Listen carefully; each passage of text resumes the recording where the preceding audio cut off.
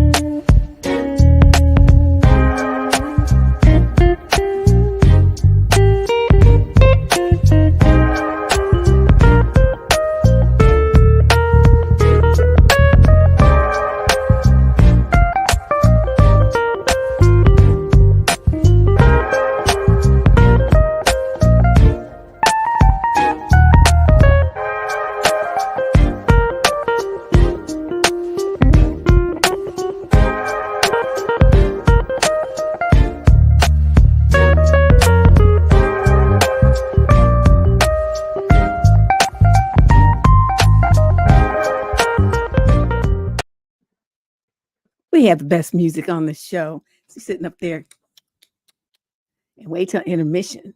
Everybody says it's a jam. So anyway, welcome to the third of our 4 March Madness 4-hour live streams. This is only going to happen during the month of March, and I am so glad we passed the halfway mark. I have to be honest. I can't be sitting up here pretending that it's something else. I let myself be talked into it. So I'm a person who is a person of integrity. I do what I say I'm gonna do unless there's like some drastic, issue. But yeah, I am glad that this is the third of the 4. Let us begin. Okay, let me outline what we got going on today. So we have our regular advice column, but the size is increased since we have more time. If there's 35 questions versus the usual 25. We're going to talk about a wide variety of topics, so you'll be able to provide your input there by either calling in or in the chat stream over here on YouTube. We also will have the $10 live advice, get your advice right now situation. You provide that by paying the $10 either on the super chat, and this is US dollars, by the way. Pay it in super chat on YouTube, or you could cash app to me at the Debsterism, DEBSTERISM on Cash App. I have my phone here so I can keep track of it. Or you can PayPal it to survivingdating@gmail.com. Now, the first thing I want to do is, if you have not already, if you haven't been on the YouTube or my Reddit channel to see this, or I think I even put it up on Instagram and Facebook too. Anyway, there's a link here. If you have not responded to this survey, it is a survey on what you think. God, I'm just like all thumbs today. What you think, and you check the box whether you're male or female, or you don't know. That was the third option, because I wasn't gonna put all them binaries and all that old stuff either. Either you're a man, you say you're a man, you say a woman, or you just not sure which one you are. Okay, so you get 3 options on this channel. And then you share your thoughts. What is it that is missing in men today? What is it that they need to do, be, say, change about themselves to man up? Okay. And this is strictly, your opinion. I will be showing the results in I don't know, maybe an hour or 2. I was going to close it at 3, but then I only saw like 7 or 8 responses. And I would like you guys, if you haven't already done so, like I said, click that link and then go and respond to the survey. It'll only take you a few minutes, because I'm sure most of you have some idea of what's missing. You out here dating, you on the swipey things, you have men at your jobs, you have men in your schools, males anyway. You know what's missing. So just a matter of you putting it out from your head onto that form, and then I can read it off here, and we can get some statistics going from your answers. Okay. So that's a thing. And if you guys see some new people coming in, just tell them to go to do the link too, because I'm gonna be busy reading questions and whatnot. So let's start with, oh, let me put my phone up here where I can see it. Okay. Let's start with, I don't know what we're going to start with. Let me see what we're going to start with. Let us start with,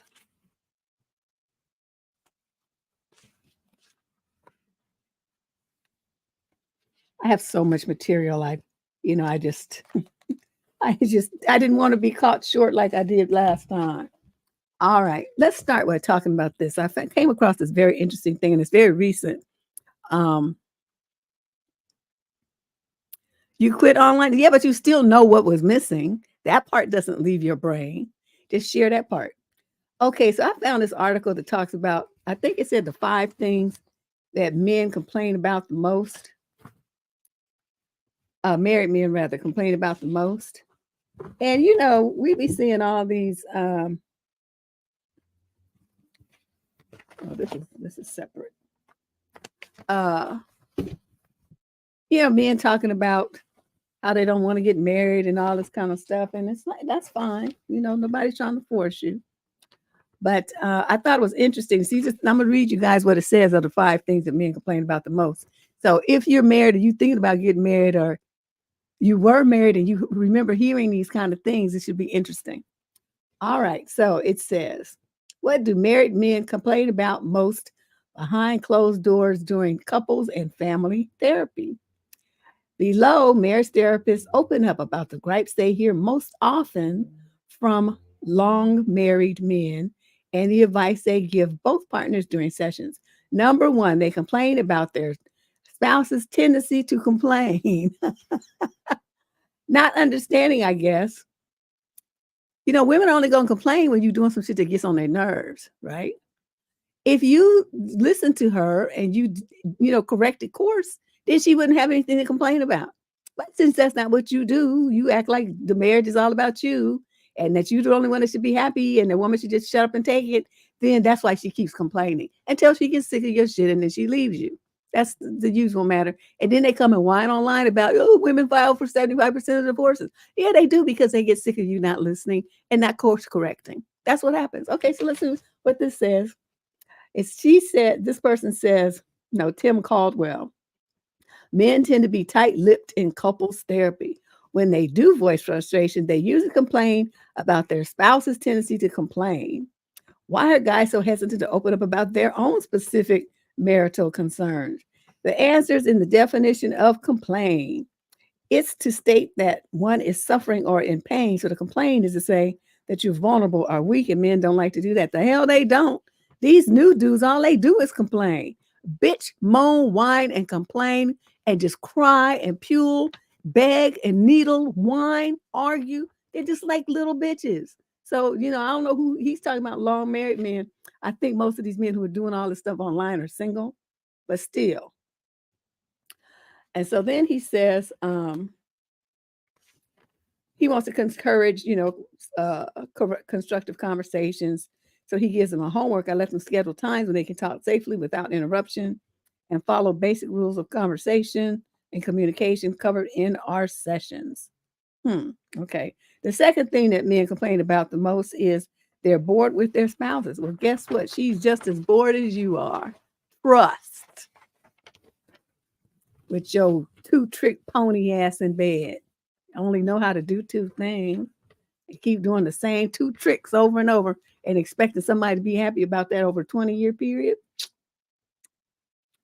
Although he says these men aren't talking about their sexual interest waning off, that's a byproduct of the real issue, but rather that their wives no longer make efforts to enrich their own lives through self-improvement, professional growth, or new interests. You know why? Because she's exhausted from working 8 hours just like you do, and then coming home to her second shift of cooking, cleaning, and childcare, and taking care of your mother and your family's needs and birthday party gifts and anniversary gifts and out organizing Christmas parties and all this kind of stuff. That's why she doesn't do that, because she doesn't have time. Now, you see what I mean? I couldn't be a therapist, because as soon as they started with that shit, I would light them up and say, well, what do you do to take that burden off of her, the stuff I just mentioned? Do you do any of that stuff? And then they're going to sit there and blink at you with them cow blinks and then be like, well, no, well, then shut up. You don't get a right to complain about her complaining, nor do you get the right to say anything about her being bored and not self-actualizing because you haven't made the space in your marriage for her to do that. So get out, pay my fee at the door. We done here, sir. Those would be my sessions. 20 minutes of me cussing them out. Also, he says they encourage men to cultivate a connection with their spouses, whether it be in the form of a new shared hobby or putting in long weekends, penciling in rather long weekend trips together. I also remind them that sometimes wives find interesting stuff once, and it's imperative that they find the time and make the commitment to rediscover their spouse exactly. Child, I'm telling you. See, that's why, that was my minor at first. I was looking into being a therapist. That's why I took all those human psychology courses and communications and all that stuff. And then I made that quick UE and turned it into mass communications. I had to take a few different courses. But I decided that once I found out what you had to do for an internship and get licensed and all the stuff and all the rules and regulations that you had to follow, I completely lost interest. I completely lost interest because I don't want nobody telling me what to do or how to do what I know is the right thing to do to make people listen, do what they're supposed to be happening. It's supposed to be happening. You can't be talking to them for, softly. And well, what do you think is the problem? Well, have you ever considered? No, you don't talk to them like that. You say, stop acting stupid. You fucking up. You messing up your marriage acting like this and not communicating and not coming home and leaving your wife to do stuff by herself. Don't say nothing when somebody else is there filling your shoes. I would talk to them like that, just honest and open. So they sit there looking at you because that's not how therapists talk.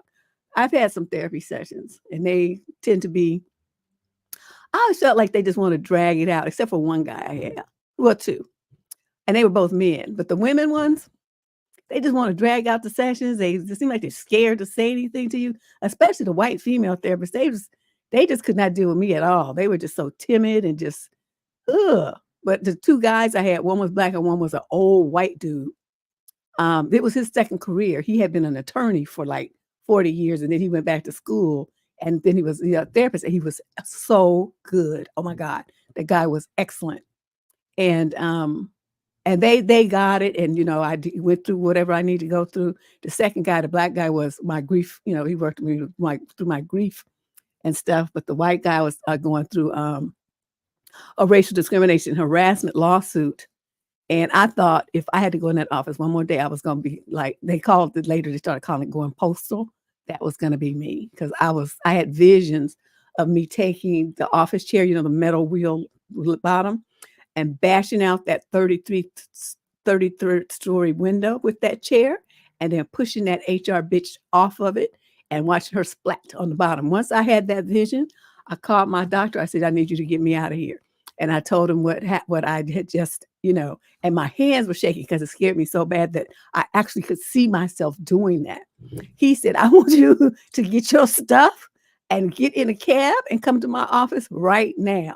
And so that's what I did. He called the office and told him that I was going to be out on a stress leave for the next 30 days. And then we would reassess after that because I was in crisis. That's what he said. So what should they could do? And then he faxed over the paperwork. And so I was out, and during that 30 days, I got my lawyer together, got my lawsuit together. So before I came back that third week of the thing, they got slapped with that lawsuit. So when I came back, they had to shut up and leave me the fuck alone. That was the best ever. But yeah, that's when I had that white guy, and he got me through that. Because otherwise you wouldn't be seeing me today, honey, because your friend would be in jail for first-degree murder. Because I certainly was plotting and planning that bitch's demise. So yeah, that's I don't be laughing. It was true. I'm telling you, that is she. One day when I'll tell you guys all the stuff she did to me, and it was the me that I am now. I still fought back a little bit, but the me that I am now, I would have took that shit for 5 seconds, let alone for the couple of weeks I took it. But I was young, and I thought we could negotiate and compromise and talk. Now I don't even use those words. Aren't even in my vocabulary anymore. It's gonna be my way, bitch. Or we not doing it. Either that's it, or we're done here, and you're gonna meet my lawyer. So that's how I do stuff now, though. So then he says, number 3, that thing that men complain about in long-term marriages is they think their spouses are bored with them, and that's probably true. Like I said, they be true trick ponies in the bed. They lose their sense of romance. There's no like non-sexual intimacy. Every time they touch you, they want to get busy, and that shit is boring.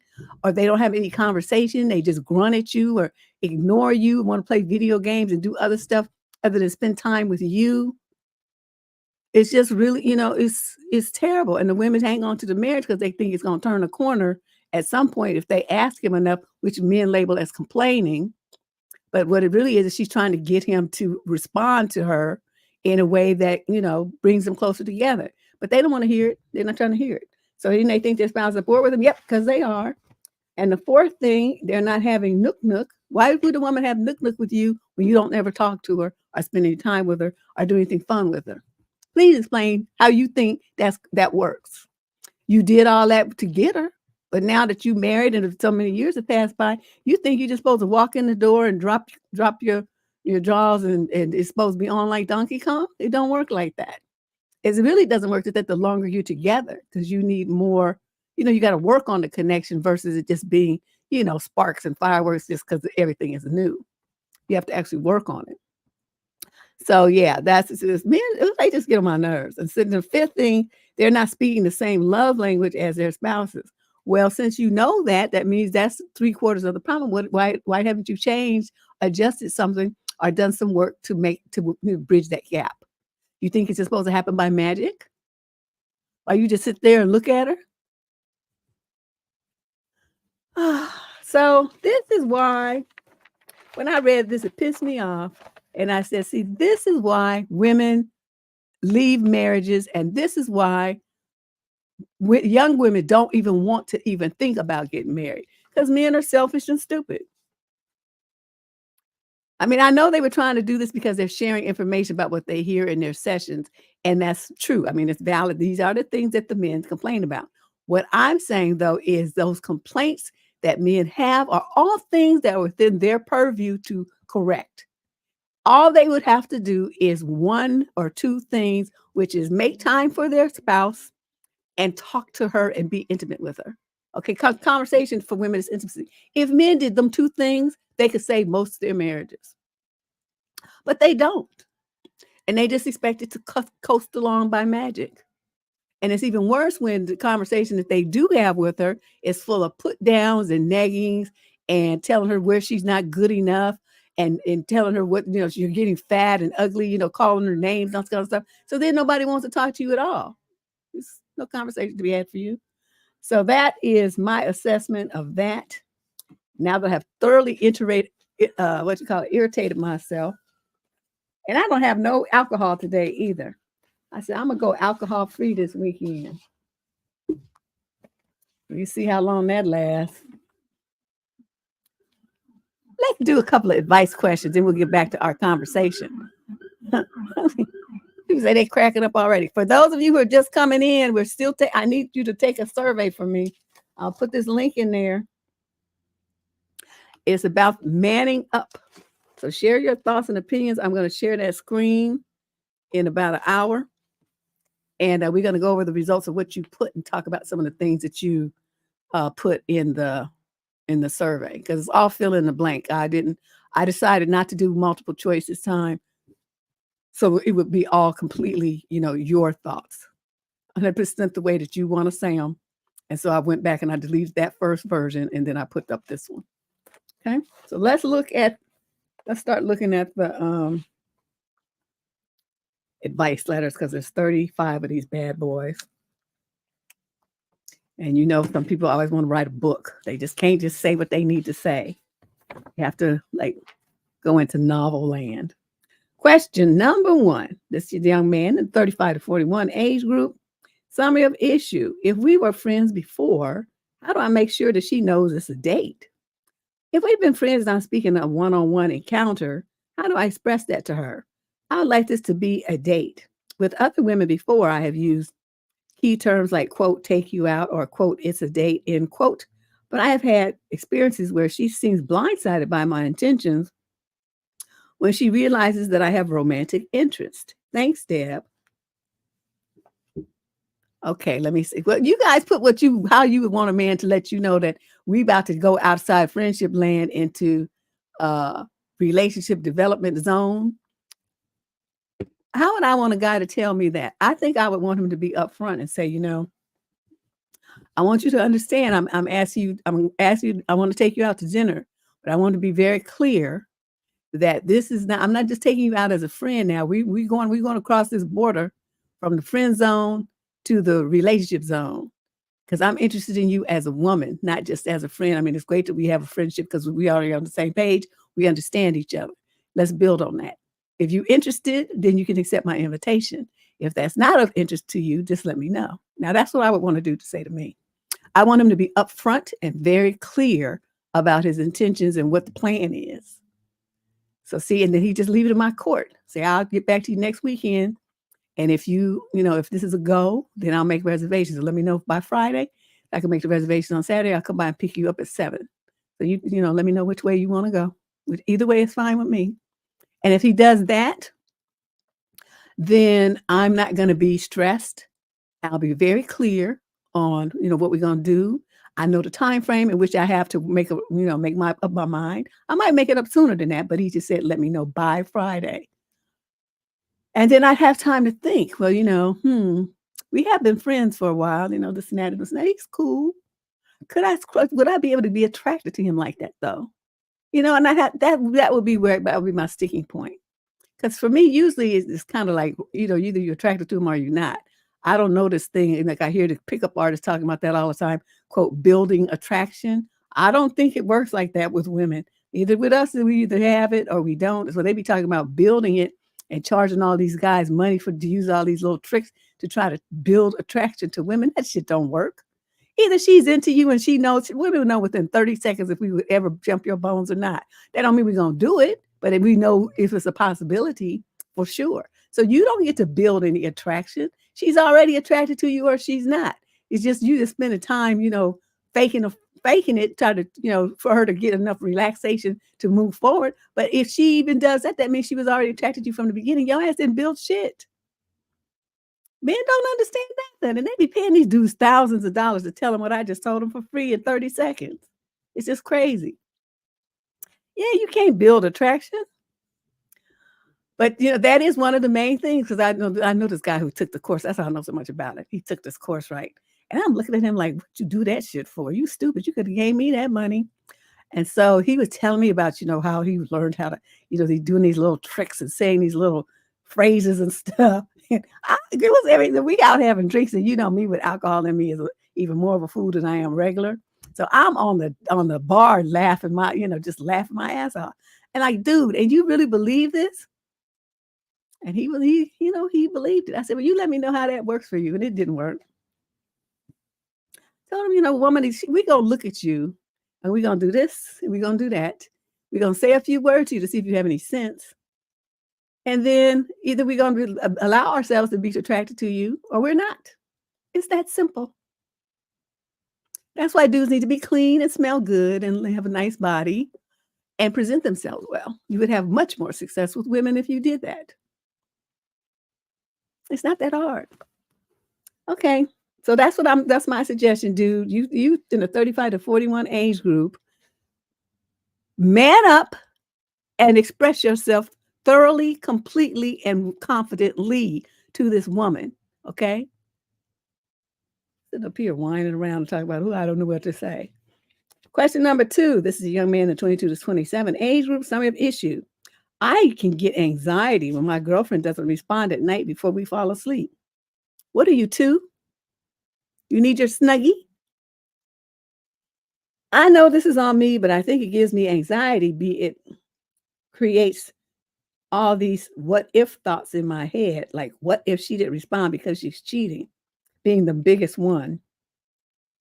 I know that's not fair to her, and I don't think she's cheating, but I think social media forces these thoughts in my head because you see stuff like that everywhere. Well, then you need to stay off social media because your mind is weak.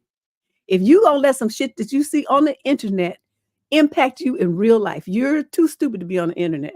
You got to realize everything on here is a fucking fantasy. It's worse than television. People present all kind of shit just to get what they call it, creds are, there's a word for it. When they get all these likes and stuff, they call it something. I can't remember what it is right now. But they will put anything up there. They put all these Photoshop photos up there. They put all kind of fantabulous lies up there. None of that shit. Don't you believe anything that you see on the internet unless it's like a company that you recognize putting their ad or their new product up or something like that. Everything else is mostly bullshit. And so if you go through your life modeling, basing your life decisions on what you see on the internet, you're a fool of immense proportions. I'm gonna just tell you that straight up. 22 to 27, you ought to be too old for this. That's some teenage shit. My God. I think social media forces these thoughts. No, you let them go in there. You did that to yourself. Any tips for this? Like if she didn't respond at night, she most likely just fell asleep. But then I feel this anxiety and I'm not sure what to do. Guess what? She could talk to you. And if she wanted to cheat, then she could talk to you and get up and go cheat. She could talk to you and the dude is just laying there next to her being quiet while she talks to you. Your thinking is so stupid. It's just ridiculous. Like because she didn't answer the phone, now she's cheating. Where she could answer the phone, like I said, and dude be like wrapped around her right there on the second. You don't know anything. Okay. That's where trust comes in. If you don't trust the girl, then break up. Really, with her, if she knew these thoughts, it would be in her best interest to break up with you because you're too stupid to date anybody. You're too insecure and just too much of a noob. Look at you, 22 to 27. You're too old for that. Like that's some teenage shit. Honey, go scroll up and you'll see it. Well, I don't know if it'll show because you weren't here. That might be bad. Anyway, there's a survey that I need you guys to do. If you have not, both men and women need to do it, please. On manning up, and your opinions on manning up. I'm gonna read the survey, your responses in an hour or so. So if you guys have time, please do that. Okay, question number 3. This is young man, the 22 to 27 age group. Some of issue. Why do your female friends treat you different after you get a girlfriend? I'm 27 recently and have been dating a girl for a few months now. I've introduced her to some of my friends, some of whom are female, and they started treating me differently ever since. One of them kept asking me about the relationship every chance she gets, and since I was sharing phone locations with her, she started asking me what I was doing at X place at Y time. She never used to do that before. Turn your phone locations off. That's not your woman. You don't need to share anything with her like that. Fix that problem right now. And I also have another female friend that I barely used to talk to, and she's been hitting me up more often since she knew about my relationship. Both of them never really showed any interest in me before, and I know they still wouldn't if I became single again. Am I missing something? Oh, you have some insecure, competitive female friends. That's what you have. So they're trying to figure out what this girl has that they don't. Even though they may not have showed you any interest, that's not the point. The point is they want to feel like they're better than the person that you chose. That's why they keep asking all these questions. Now, I'm going to suggest this. You consider them to be your friends and all that, and that's great, grand, and wonderful. But the fact that they're trying to get all in your mix like that, stop talking to them about your relationship. It's none of their business. And they definitely shouldn't be asking you, like, what you were doing here and there and now, all this kind of stuff. That's inappropriate. So unshare your phone, unshare your locations with this chick. And when they start asking you about relationships, say it's going fine, and that's all I'm going to tell you. So don't ask me. Shut that shit down. First of all, you running your mouth like that. That's inappropriate to your girl. Okay, she don't want some bitches knowing all her business like that. And stop acting like a little bitch yourself, telling other people all the stuff about your relationship. You shouldn't be doing that. Whether the person's male or female, your partner deserves to have privacy. And you running your mouth like that is not helping. What's up, Shay? Shay the Bay is in the house. Yeah. I don't know. I don't understand why people want to tell when people, if you volunteer the information, that's one thing. But people start being nosy and ask you all kind of questions about your relationship. That's when my eyebrow goes up and I'll be like, what you want to know all that for? See, they have a reason, but whatever it is, it's not their business. So you stop telling them. Question number 4. This 4 of 35 questions I want you to know. Female, 18 to 21, summer issue. How can I cancel plans that we can advance with a friend who probably won't understand why I don't want to have a sleepover with her? I'm a 20-year-old university student. And I was supposed to attend an event on this Saturday, so that's today. Invited my best friend, she's 19 and working and living at home, to come with me. The event would have been off campus, and we would have just stayed over in my dorm room. I had to share a bed. The event got canceled, and I told her this, but she said her parents, quote, made plans around this. And I stupidly said, well, that's fine. And she could still come over despite not wanting her to come over. I have a very small dorm room, and I'm not at all interested in sharing my double bed just because she wants to spend a night partying in the city. I don't even really like to party, and I don't understand why her parents' plans would have any effect on her at all. She's an adult. She's been home alone plenty of times and has other people to stay with who live near her if sleeping alone gives her the creeps. I live over an hour away for reference. I feel obligated to host, and I'm really not interested in doing so. I think the week and a half notice that I gave her should have been enough. How can I cancel? Well, this was unfortunate. We only do the show on Saturday, so I hope she got through this. My best option right now is saying I have some sort of assignment due after the weekend. I feel like I just can't tell her it's not going to happen because she'll turn it into a lecture about responsibility and commitment. I just cannot handle the prospect of sharing a double bed, not wanting to sleep until 4 in the morning, going to sleep until 4 in the morning, dealing with her when she's drunk and wants to cuddle, having my dorm room smell like cigarettes and or vape, being guilted out of church because she doesn't want to get up and leave early enough for me to go, and the absolute headache of having 3 people in this dorm room because my roommate will be home. I want advice on respectful excuse I can give her to avoid the sleepover because she doesn't understand why I don't party or what uni life is like. Well, what I would have suggested, which hopefully you already did something, you already handled this and didn't allow her to come up. All you had to do was tell her, since the event got canceled, my roommate is going to be here and there's not enough room in the dorm room for 3 people. It's too small. So you're not coming. That's all you had to tell her. And it would be true. I've seen them little closet type dorm rooms. Most, the newer ones are bigger, but the old ones are small. So that's all you had to tell her. But for those of you listening who might get into a similar situation, since the event is today, for hers is it's a little late. She should have wrote in a week earlier. That's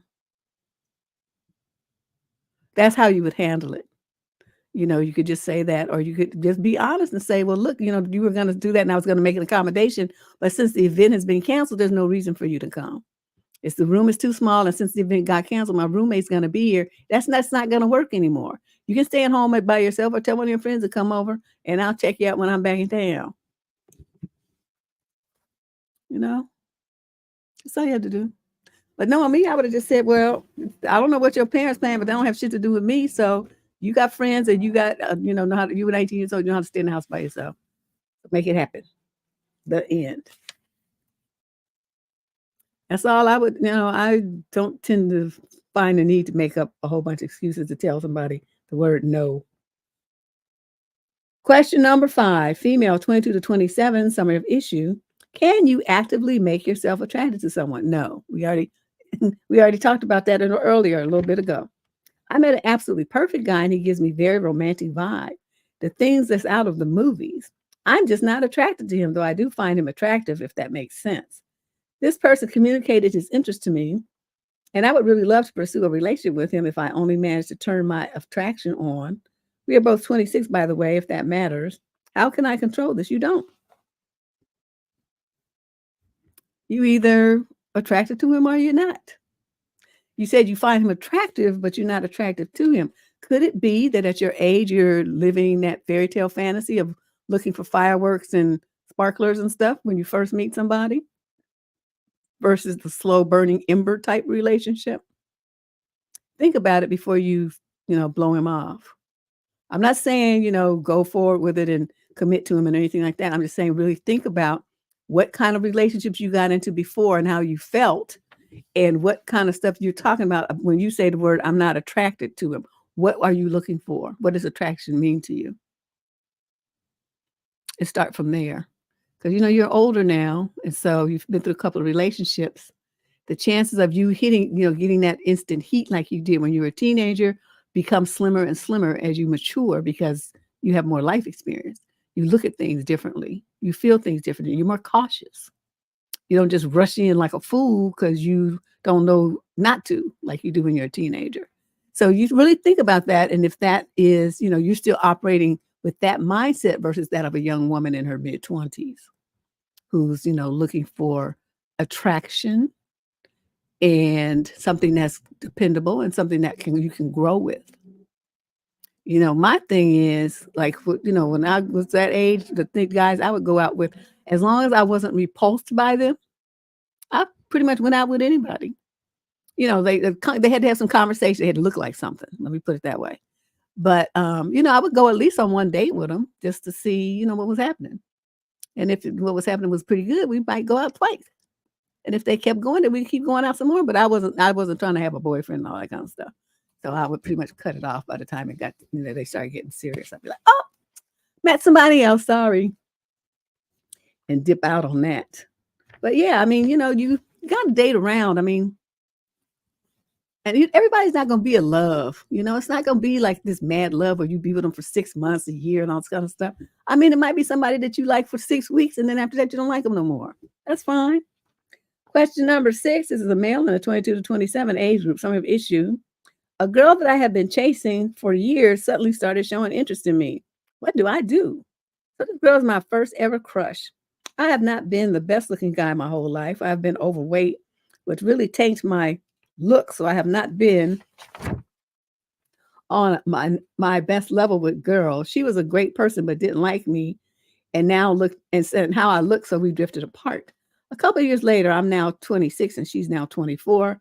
I find this girl that for some God knows reason why always wanted to talk to me and even search for me in crowded spaces. We would text and even meet. She would send me some stuff that honestly is too private to send people you barely know. So when the first girl asked me how I've been, I mentioned that I might have met somebody. She asked me to a friendly meetup. Unbeknownst to her, I have worked my butt off for this new girl and lost 40 pounds and gained a lot of muscle. I look fairly handsome now. So she was pleasantly surprised when she saw me. She texts me often now and added me to her close friends list recently. I had no interest because of the second girl, but she, for some reason, started to text me less and less. She got out of her first relationship that was very, very, he put very with a whole bunch of R's and Y's, toxic. I just like her, but as soon as we got somewhat bigger, she closes up even when we get really close. What? I don't know what he's talking about. In my first crush, just trying to test me now that I'm not ugly or what? And what the fuck do I do with this second girl who I truly like? I would say what she told me and sent me to give me more details on how close we are, but she uses the internet, so I'm afraid that she would find out. Yeah, because she might be over here listening. Is that what you mean? Because I sure do want to see her pictures. I never had girl problems because, I never could talk to them until now. Please help me out. I'm going to say this. Let me see. What did you say here? There's something here that you... Oh, okay. So okay, the girl was friends with you and you said she was a great person and all this, but she wasn't physically attracted to you. That's what I'm talking about. The attraction has to either be there or it's not. So even though she enjoyed your personality and spending time with you and everything, she wasn't physically attracted to you, so no relationship could jump off. However, now you already got that friendship part and the communication part and you guys get along. And now you have the physical attraction going on too, so she's all in. Now, if you still like her, then you move forward. If you want to chase after the girl who sends you nasty pictures and her texts are dropping off, you would be a fool, okay? Because there's something wrong with her. Even though you say she was in a toxic relationship, her whole approach to get to know you was like off left field somewhere. You don't send a woman of class does not do stuff like that. And this is a lesson a lot of young girls don't seem to understand. They do stupid shit like that because their friends are doing it. Like being online half dressed and sending guys, half dressed pictures and all the stuff to dudes on the internet. They don't know what them dudes are doing them pictures. They don't know whose hands those pictures are getting into, but they're stupid and so they're doing it. And so she's doing stuff like that to try to get attention, to try to get you to like her or something. I'm not really sure what the goal is there, but whatever it is, it's not good for you. It does not indicate anybody who's serious-minded, and it doesn't sound like a good investment of your time and attention for someone who would be like pretty much their first relationship. she's kind of hoish, and I'm just not feeling her at all. Okay. She's highly inappropriate and overly sexual in her approach to you. Even though I know you young and that's, you probably like, yeah, yeah, yeah. Don't do it. That's the kind of broad that'll get you, that'll burn you, or that will get pregnant and have be in your wallet for the next 18 years because she's just crazy like that. So you better listen to what I'm telling you. Go for the girl that you used to have a crush on and mind your P's and Q's. Don't rush into nothing, but at least give yourself an opportunity to explore a path that you wished you had been able to explore later, earlier. Now you put into work to look good and well as have a connection with her that you already had. Just build on that. Okay. Don't shoot yourself in the foot like that. Oh, this is interesting. Okay. This is question number 7. This is I'm going to stop when I get to 10 and we're going to do some more articles and stuff. Okay. Male, 28 to 34, summer issue. My female friend is upset that I am dating again. What do I do? My friend and I are very close. We actually lived together in the same flat at one point when she was on a different continent and would talk every day. And now we hang out often. She told me that she had a crush on me when we were living together, but didn't act on it because I was dating someone else. And when she did ask me out again when I was single, I told her that I didn't want to date her. Deb, I love her, but as a friend, I don't see myself spending my life with her. I also have had a bad record of getting into relationships with my friends and then not working out well. I love her. I really value her, and I don't want to lose her friendship. What do I do now? You stick to your guns and tell, we're not going to do that. I mean, and if you can't keep anybody that doesn't want to stay. First of all, just that. And the main thing that you need to do is, like I said, is this missing in a lot of men is be a man of integrity. If you tell this is true what you just said, and you love her, but don't use that word to her because it'll confuse her. You're going to just say, we have been wonderful friends. I don't want that to change. You obviously sound like you do, but it has to be both of us. Both of us have to be willing to make that move, and I'm not willing to do it. So, even though I enjoy you, I've always loved being around you and stuff like that. I can't move there with you. So if that's a problem and you feel like it's too much of an emotional struggle for you to be around me, I would sadly guess this is the end of our friendship. But one thing I'm not going to do is be pressured into crossing a boundary or crossing a line that I don't want to cross. And you just tell her that. She can do nothing but respect you, even though she's going to be mad and have her lip all stuck out. She'll get over it. I don't know what else to tell you. Right, y'all? You're not going to get everything that you want. Just life don't work like that, especially when other people are involved. What's up, DJ? Question number 8. This is a female, 28 to 34. Number issue, Deb, I am no longer feeling it with a guy that I set a second date with due to mild red flags. I'm wondering if I should cancel or still go on the date. I'm 34 and trying my hand at true multi-dating for the first time ever. Good for you. Due to a bad string of toxic relationships that all started with getting swept away and love bombed on the first date. You know the drill. I had 2 dates last weekend with 2 different guys. There was zero chemistry with guy 1 and it was mutual. We both thanked one another by text after the date and neither one of us said a peep afterwards. The date with guy 2 was great, very engaging. Intelligent conversation, but I got some mild red flags. First, he asked some pretty pointed personal questions only about 30 minutes in, like why my last relationship failed and what I was doing to work on it. Fair enough, but it got pretty personal pretty fast. Oh. He was also super charismatic, and on multiple occasions talked about how important his friends were and went off on a story about a friend in his group who started making fewer plans with the group because he got a new girlfriend with a limiting schedule. He expressed that he didn't like people who base their schedules around when their partner is available. That's when I would have hurt his feelings. But let's proceed to see what you have to say. I'll share my thoughts later. It was like he kept driving that point home that his friend group would always come first. Again, fair enough, but if marriage and kids are your end goal, I personally want a partner Well, let's put me on even footing with his friends. He also described that his last relationship failed due to intelligence mismatch between him and his ex, and that he should have ended it sooner because she was a bit, quote, airheaded, end quote. He also lives an hour and a half away from me, and with traffic, 2.5 hours when there's a weekday commute. Logistically, it's starting to feel like a nightmare, even meeting halfway.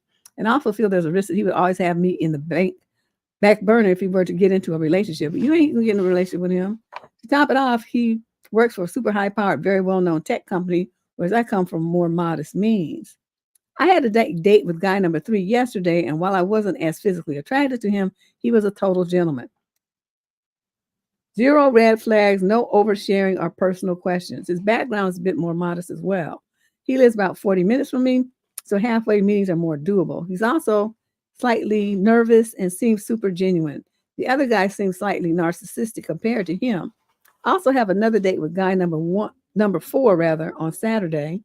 Okay, so 1, there was no chemistry. 2 was the narcissistic guy. 3 was the one who was the charmer. There was no red flags. So now we're on to number 4. Dating with guy number 4 on their show Saturday after your show. So with 2 alternative options, I'm starting to feel like seeing guy number 2 will be a waste of time and will lead him on. Yeah, you're not going to do that. We haven't picked a location for date number 2 yet, but we did set Saturday at 6. Text kind of trailed off while trying to pick a location, and he hasn't offered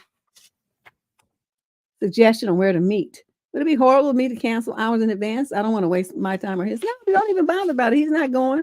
That's why the text trailed off. Don't you know? You haven't been dating, obviously, so you don't know how to read the room. He's not gonna meet you at 6 o'clock. That's why he didn't pick a place. And it's already what, 4 o'clock? Well, I mean, I don't know what time zone you're in, but it doesn't matter. If it's the day of and he still hasn't told you, he hasn't made any firm plans, don't even worry about it.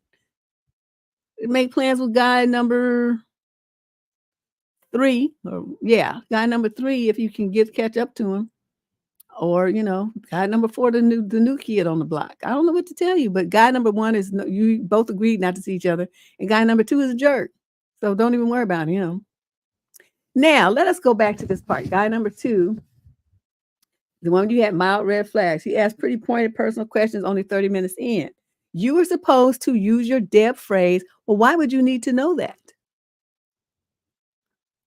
Right? You don't answer those questions. You ask them, well, why would you need to know that? Well, why would you need to know that? You just put different inflections on it to make it sound like it's a different question. But every time he asks you some shit that you're not going to answer, you just ask him that. Why would you need to know that? That's so interesting. Okay. And like, why your last relationship failed? Not your business, sir. And what was you doing to work on it? Nothing, because it's not your business. And then he was super okay. I'm also going to talk about how important his friends group were, and went off on a story about his friends group. And he's in his 30s. And with the guy who got a new girlfriend was limited with a limited schedule, and he didn't like that they based their schedule around when their partner's available. What is he supposed to do then if he wants to see the woman? So you were supposed to ask him, wow, you sound like a frat boy. Like you're still in college or something. These are grown men that are looking to settle down and have wives and families. So of course they're going to make that a priority over some single, random dudes that they hang out with when they don't have any action. You want him to treat you like one of your, like you were his woman or something in a high priority. Your priorities are skewed, sir. That's what he would have got from me. You want to compete with his girlfriend. That just sounds kind of gay, don't you think? And he would have been highly insulted, and I would have meant to insult him because he was just doing the absolute most. Yeah, I'm just like, I'm trying to tell you. You got to use that Deb phrase. Why would you need to know that? Man, that's so multi-purpose. I use that shit all the time. Even at the doctors and stuff sometimes, they be asking you questions. And I said, well, why you need to know that? And they're like, well, and they just look at you. Well, something on, they have a reason. But I still ask that, still preface my answer with that question because I just want to know what you're going to do with this information once I give it to you. This is okay. I got 2 more to go, and then we're going to talk about an article. Now, did everybody do the survey? I'm going to put the link in there one more time. If you have not done this survey, about men manning up. Please take a second. It's take you probably 2 minutes. Click the link, go over there and take it to them. You can see the link on YouTube. You go over there and you take it. It's on. You can see the link on Twitch and on YouTube. Actually, I don't know, because I'm streaming on X as well. I don't know if you can see it over there, probably. But click that link, fill out the survey, and then in about 30 minutes, we're going to talk. I'm going to pull up show the screen, and we're going to go over those questions and your responses. So here we go. Question number 9. This is a young man in 28 to 34 age group. Summary of issue. How do I handle delayed answers on prospective dates? Prospective.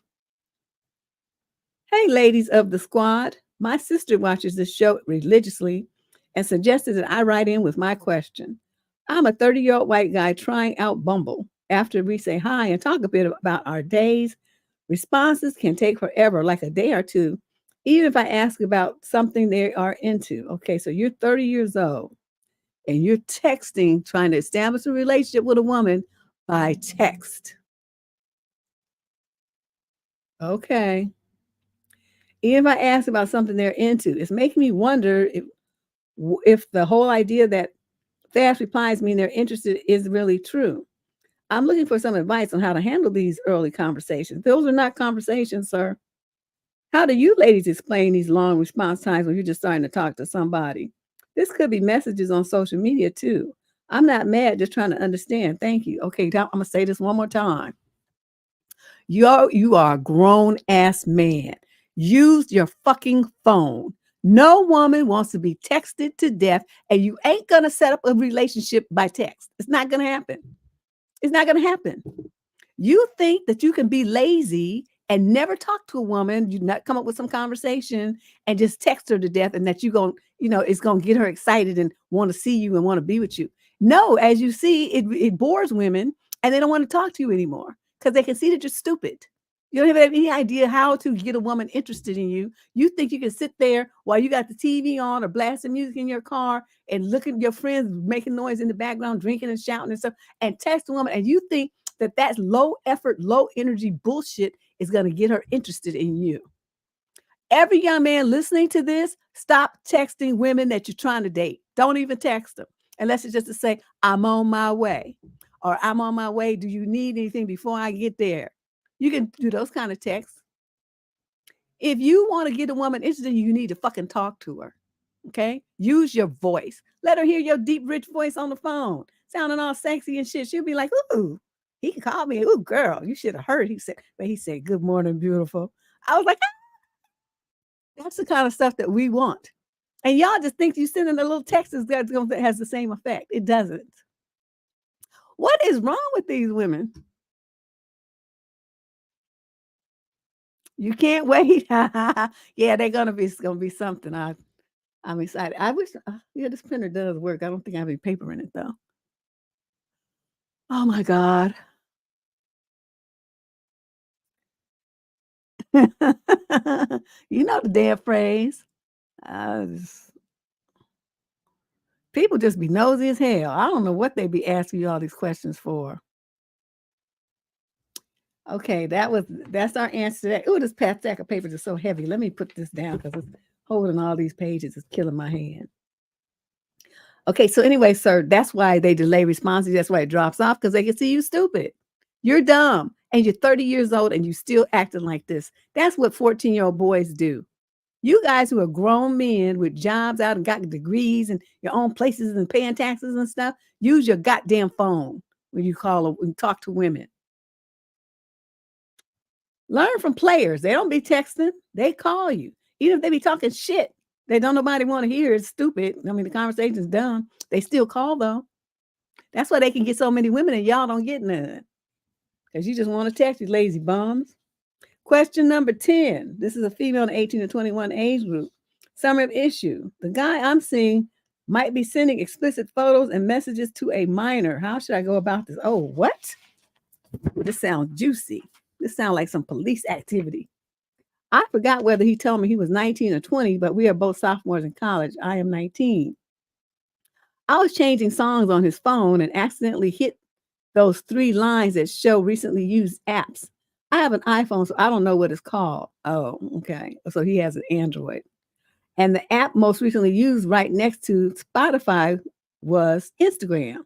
There I saw he was messaging someone extremely explicit messages, sending her photos, and was commenting sexually on her body. Extreme details. We aren't exclusive, so I wasn't necessarily mad at him. But then the next message, the girl responded back with, "Sorry, I just got out of school." She texted that at 2:35 p.m. The high schools around our area get out at 2:35. I took a photo of the message really sneakily and showed my friend, and my friend looked through the girl's following, and she is following all the high schoolers according to my friend. I don't know what to do or how to confront him. Advice on how to go about this. I don't want to think the worst, but I don't put anything past the man. I want you to take what you saw and his name and his phone number and his address if you have it to the police. That's what I want you to do.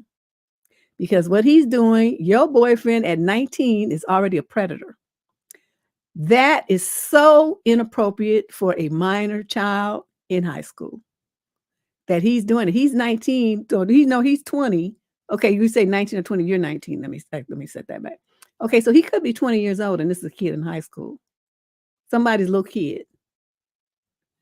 I want you to do your due diligence, and then after that, you don't talk to this clown anymore, and you report that.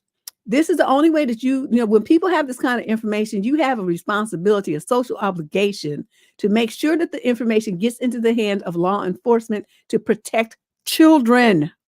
Okay, this is not about protecting him. Fuck him. He tore his drawers already trying to do some creep shit. Take it to the police and report his ass. And then let him get a record as a sex offender because that's what he is. Okay? And protect that kid.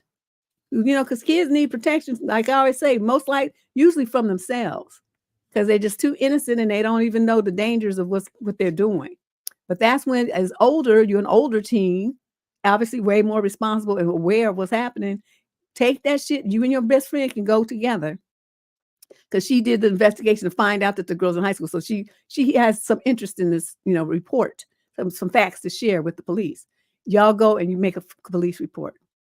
Even if they don't do anything about it other than talk to him and tell him to stop doing it, the fact that he's on their radar will make a big difference. They'll wake his ass up. Okay? That's what you do. And anybody listen to this, if you get some information like that, something like that falls into your hands, because the way that happened here it was meant to be. She was meant to find that out. That was just like a spiritual thing. And I'm thinking some guardian spirit is looking out for that little girl to keep her from interacting with your boyfriend. So do it. Okay, go do it, and you do it today. And then because police departments, they're open 24 hours. You can, they open 24 hours. You don't have to have an appointment or nothing. You just show up. So yeah, anybody listening to this, if this kind of information runs into your hands, then you, like I said, you have that social responsibility. We have got to work together if we're going to do anything to save these kids. Children that are at risk, like from birth to to about 25 years old, especially girls. Well, I don't know, I can't even say that now because they be after the boys as much these days. So we got to do better about being more proactive when we have this information of getting into the hands of authorities that can step in and protect the kids. That's what I'm saying. I know you can't do it, but there's a resource who can. So use it. Okay. Don't be afraid. Just go and file a report and make sure that clown gets arrested or at least, like I said, brought in for questioning. I'm sorry, I'm supposed to stop. That was question number 10. So I am supposed to go and talk about an article. Okay, now I want to talk about something that someone suggested as a topic. And that topic is how women get left behind when they get sick. As you may have heard this week, Kate Middleton, the Princess of Wales, was diagnosed with cancer. I didn't read the article. I mean, I printed, but I didn't even read it to see if they said what type of cancer, but she said there was a very early stages of treatment. But, the question arises, how does Prince William feel about that? We know he's not going to leave her because they just don't. I mean, that would be just too scandalous. But yeah, she's got some kind of cancer, and she's not that old. So, hold on a second. I'm looking for the piece that I printed about her. Oh yeah, here it is. It's right here. The Princess of Wales cancer diagnosis, what we know. This was in CNN. She has been diagnosed with cancers in the early stages of treatment. They released a statement that was yesterday on Saturday. Her condition was thought to be non-cancerous, but later tests found that she had some cancer cells present. Let me see if they say what kind. She said she underwent major abdominal surgery, and they thought that my condition was non-cancerous. Surgery was successful, however, tests, maybe it was something ovarian or uterine, most likely. She started chemotherapy in late February.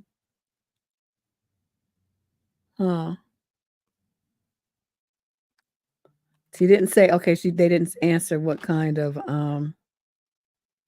cancer it is, so we don't know that part yet. But we do know that she has cancer. Okay, now chances are, because she's the Princess of Wales, she won't fall into the statistic that they talk about here. And I got this information from a research facility called Science Daily. The article was printed back in 2009, but it's titled Men Leave, Separation and Divorce, Far More Common When the Wife is the Patient. And the summary says a woman is 6 times more likely to be separated or divorced soon after diagnosis with cancer or multiple sclerosis than if a man in the relationship is the patient, according to a study that examined the role genders played in so-called, quote, partner abandonment. The study also found that the longer the marriage, the more likely it would remain intact. So how long is too long? I mean, how long is long enough for your husband to stay with you? I wanted to know what was the reason. Why did the men just abandon the women? I think that was actually the question that the poster asked. And this research study found the answer to that. Men have a spouse can be partly explained by their lack of ability compared to women to make more rapid commitments to being caregivers to a sick partner, and women's better ability to assume the burdens of maintaining a home and family, the study authors said. In other words, because women are used to sacrificing themselves for other people, they just feel like this is just another way to sacrifice themselves.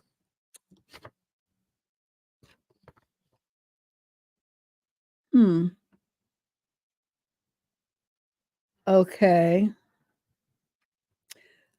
There was a study that was initiated.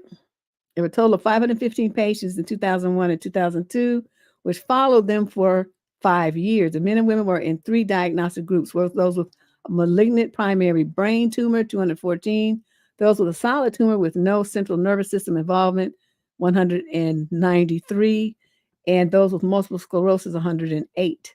Almost half of the patients were women. So Chamberlain said, this is the researcher, Chamberlain said the study was initiated because doctors realized that in their neuro-oncology practices, divorce occurred almost exclusively when the wife was the patient. Are you hearing me? Almost exclusively. And these are doctors who have been practicing for decades. The researchers enrolled groups of patients with other cancers and with multiple sclerosis to separate the impact of oncological versus neurological disease. The results showed a stronger gender disparity for divorce when the wife was the patient in the general oncology and multiple sclerosis group, 93% and 96% respectively, compared to 75% for the 78% for the primary brain tumor group. That's still like more than 3/4. And the other two are almost 100%. The study also found correlations between age and length of marriage and the likelihood of divorce or separation. The older the woman was, the more likely the relationship would end. However, longer marriages remained more stable. Wow. Well, that doesn't bode well for those of you who think that love solves and saves everything, does it? A lot of men, they don't even like it when the woman is pregnant, and that's just a short, you know, that's a 9-month thing, and then a couple of months for recovery. But they can't even handle that. So, something like cancer is just beyond them. I think it is selfishness. And I think, women, and it's just really unfortunate. I saw this TikTok where this woman was from Africa and she was saying how she was just like upset how all the parents from the day the daughter they realize that the daughter has hands, they start training her to wash dishes and do everything, clean the house and everything. They train her to be a wife. They start training her to serve, to give her life over to the service of a man, her husband, and so they're trained to do that. And she was just pointing out the fact that they don't teach the boys to be husbands though. They're useless as roaches. And so she was really mad. She's like, it's not my job to teach your son how to be a man or to be a husband. That was your responsibility as parents. And so, she should see no value in it. And many women around the world are like that. And so when you have studies like this that are not only, discussed amongst women as, this is their personal experiences, but also backed by scientific research that men ain't shit though you can't depend on them when your back is up against the wall, they gonna deuce out on you. Why do so many women want to get married? Because I said to the guy, I turned him down 3 times. I really was not interested in marriage at all. It was never a goal of mine. I mean, I did it, but it was under duress.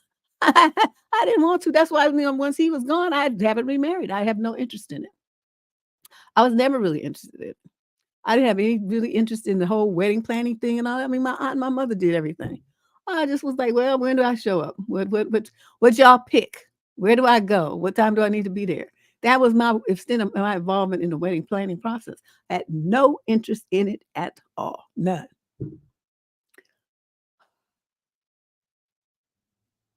I don't know. It's like the older I get, the more I find out. It's like you get this education because, we always talk about, oops, well, there goes my earring on the floor. I'll get it in a break.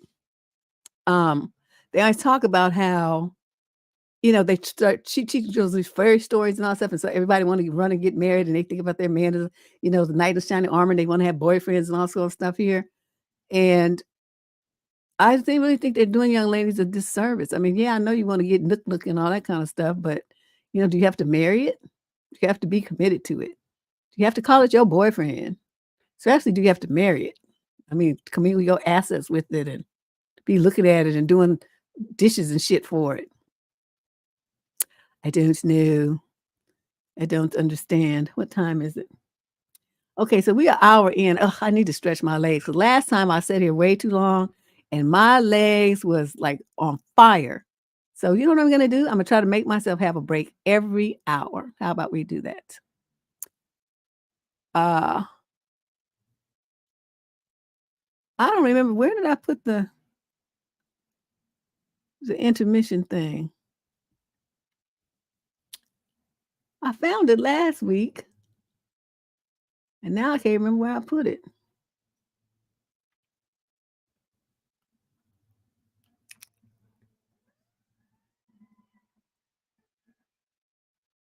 Uh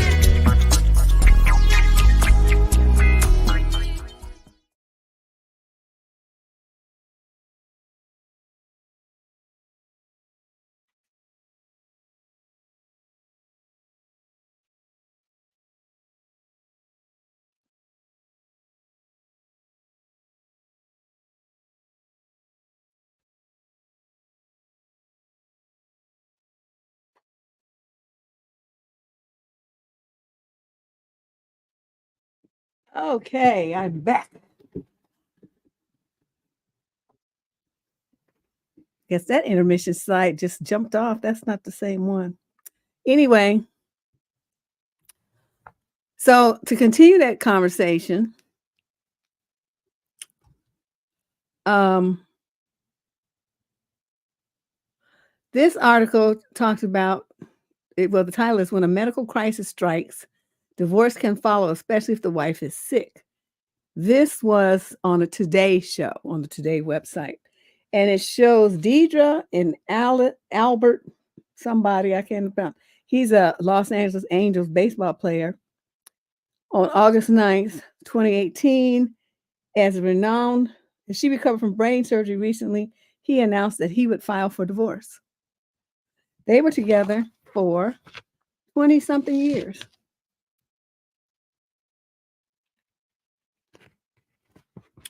Yep.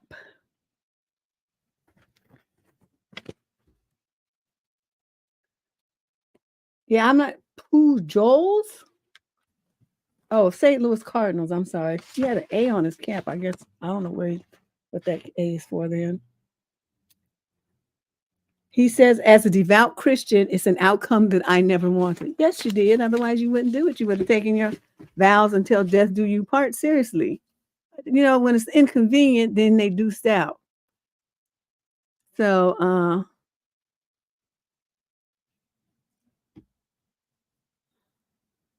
oh, here it is. I see the proper intermission. Well, next time I'll play that one. So that's what I have to say about that. And I'm sorry that it probably busted a whole bunch of people's bubbles.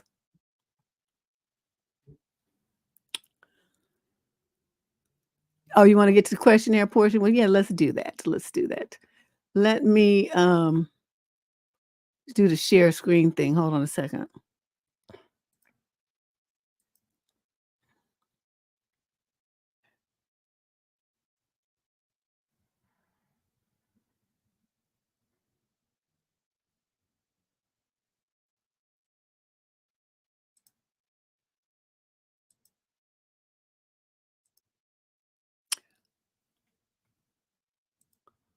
All right.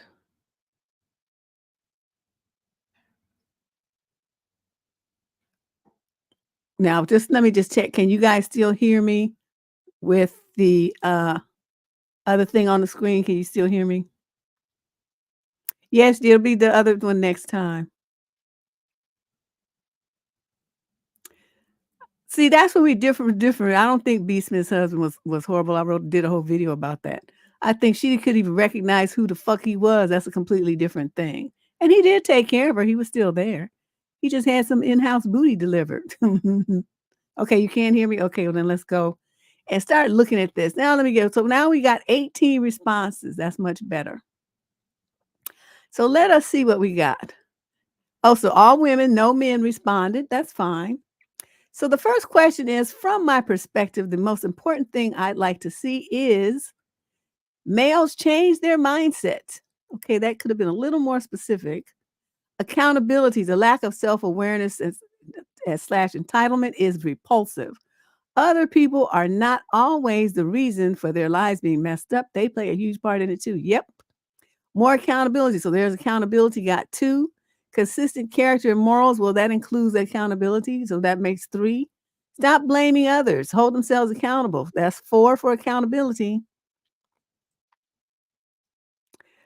Stop engaging in activities that harm their personal growth, their relationship with women, watching them taking drugs, doing alcohol, playing excessive amounts of video games, etc. You know what those things are? Those are like avoidant tactics. They're trying to escape something. It probably varies in each guy. To have more ambition, to be more prepared, to take responsibility for their actions instead of blame shifting. So that's accountability again. So we got 6 for accountability. Family relationships between mother and daughter. Huh? What does that got to do with men? Accountability for their actions and get results of those actions. So there's accountability number 7. Confidence. Yep. Emotional intelligence. Well, that's kind of something you got to even have, but I don't know. They probably could work on it. Become a problem solver. Stop acting like victims. Be successful on their own. Yes. Stop asking women for help. Oh my God. Evidence of consideration from people other than himself. That would be nice, wouldn't it? So then the second thing we asked, so accountability just was the runaway response on question number one. The second thing I'd like to see is everybody responded. Accountability comes up again on, okay, there we go. So we got what, 8 for 9 for that one? Respect, especially to Black women. A lot of men are disrespectful to women despite the fact that a woman brought them into this world in the first place. More responsibility for the community. Yes. Be a man of his word with great maturity level. Oh, that would be so fantabulous. Have aspirations and set realistic goals in life. Some of them don't have no goals at all other than to chase skirts. Realize that relationships with women are a responsibility, not an endless source of pleasure. Yep. Lose the entitlement. Exactly. Safety. What does that mean? Behavior changes that are genuine for the better and sustained rather than empty words. Well, that's back to being a person of integrity. Life after divorce. Huh? Self-awareness. I'm tired of losers that think their shit don't stink. A willingness and effort to be supporting of women in their lives, like their mothers and sisters and lady friends. A true sense of purpose that doesn't involve nook or controlling or managing women and children and other men and children. Emotional intelligence again. Stop blaming feminism for their injuries. Yep, that's blame shifting again. Don't expect 50-50 contributions in relationships. That's right. You're not going to do 50-50 of that housework. Get out of here. Evidence of active listening that is not repeating what I say, but your actions show consideration of me and my feelings. Oh my God, that would just be too fabulous. Not being able and willing to provide. Yeah, but want to talk about their man in the household. They the man in the house. Then the other thing I'd like to see is these were the 3 mandatory things. Everything after this was just, gravy. They break the cycle of doing anything that isn't morally right. Oh, that would be so. Just think how many of them would be successful and not in prison. Take the initiative. I like it when men actually take action to get what they want. Exactly. Better grooming habits and dress for the occasion. Yep.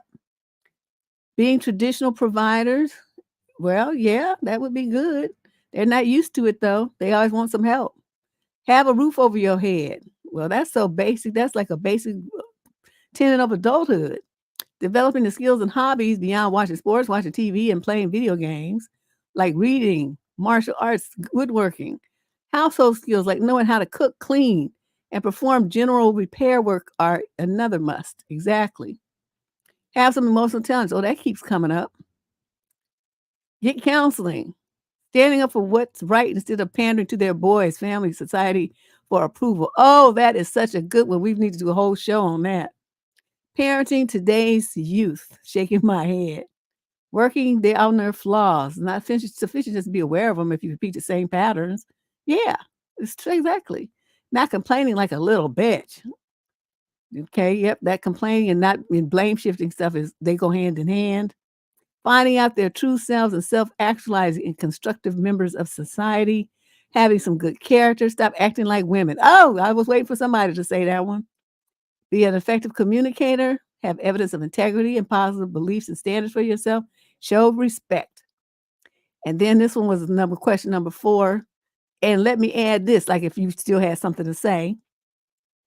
Males should learn how to be their own man as well as learn that it's truly to be a leader. Most men, and I've said this at least 150,000 times, the majority of males are followers. That's why they join the armed forces. That's why they follow gang leaders. That's why they sit around and crow like, we need a leader. When we didn't have like, Martin Luther King or somebody, we need somebody to lead us. So, the majority of men, Black men, I don't know about the other ones, are followers. They're not used to being leaders. The ones who are leaders stand out like a sore thumb because they're so rare. Majority of Black men wait for somebody to tell them what to do and how to do it and whether it's okay to do it and when to do it. All of that. They model themselves after other men, and they usually don't pick good men to model themselves after. Do you notice that? They pick clowns. Have some drive and ambition. Be financially healthy. Good hygiene is mentioned again. Okay. A masculine man is courageous, honorable, strong, loyal, compassionate. He gives to others. He's self-aware, he values his integrity, is curious about the world around him, and is willing to learn from others. Yep, those who are better than him. That that they learn all right, but they learn from clowns, like I said. Creating children that they don't plan to provide for and raise. Yes, don't do that. Improvement in every category. Let me just get this over with, she said. This improvement in every category. Respect is non-negotiable. This is respect for self as well as others. Women who have children after the man said he does not want the child, then go on to be bitter and the emotional toll it has on the child. What does that have to do with what men need to do to become better men? Stay on topic. Whoever did that, you was off on some bullshit. The dating pool is depressing. I'm 36 from Eastern Europe. Yeah. Men should be hungry to get the woman that they truly desire, not lazy, texting her to death and pick up the phone, boy. Exactly. Could have said it better myself. Men better get it together because more and more women are waking up and don't believe me. Check the worldwide birth rate. Oh, yeah, we're going to talk about that in a minute, too. Men need to stop being greedy. Listen to women if you want to know what women want exactly. Stop listening to them fools online. Kindness and decency are important. And finally, males these days really need to, oops, what am I doing here? Sorry, I'm messing everything up. Where is it? Okay, here we go. And this is the last one here. Finally, males these days really need to be the man, be the person, be the God that God intended for them to be. They don't know what that is though. Make themselves desirable prospects, not just whining. Improve their skills, get some hobbies, get some financial literacy. Basically, redirect their energy from manipulating and hating on women to making themselves more appealing to us to want to be around them. Exactly. That's exactly what I'd be telling them. Get a clue on how to date correctly. No, they bums. They want to just text you to death. Wake up and stop living in fantasy land. End the violence and prejudice towards women, as well as listening to women about how life experiences instead of endlessly rebutting with their own irrelevant interpretation. Disappear. Find find a mentor to prepare for the future in police safety, safe eggplant, career, education, anger management, fatherhood, and counseling. Yep, because they rather act like they know everything and they're just fucking everything up. Stop playing games. Stop being petty and argumentative. Get their shit together. Set goals and find their purpose and protect women. Get with healthy mentors and learn about manhood. Then get with a therapist and learn what true emotional intelligence is. Focus on themselves. Get their interests in careers and finances in order rather than chasing women when they can't even pay for a date. Yep. Control themselves. Stop getting all of their information from dating podcasts and touch grass. Oh, I don't know what that means. Some form of rite of passage that proves they have passed some metric that demonstrates that they have achieved male adulthood and ready to take on the responsibilities of life. Realize that values are important. These are all excellent, excellent answers, you guys. Thank you very much for everyone who shared their thoughts. That was beautiful. That was beautiful. That give you guys a round of applause because that's exactly the kind of thoughtful contributions that I was looking for. And I really appreciate you taking the time to share your thoughts like that. That will be, I'm going to, take all of that and put those on and make like a slideshow, and I'll upload it to the channel. And so that we can share, you guys can, they won't have to search through this long ass video to find it. It'll be in a video with, with all the women's suggestions in one place. And I'll put those on the slideshow, and I think it'll be beautiful. Thanks again. That was lovely.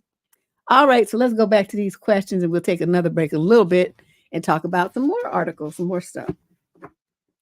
All right, now on to question number 11. This is a female in the 22 to 27 age group. Summary of issue.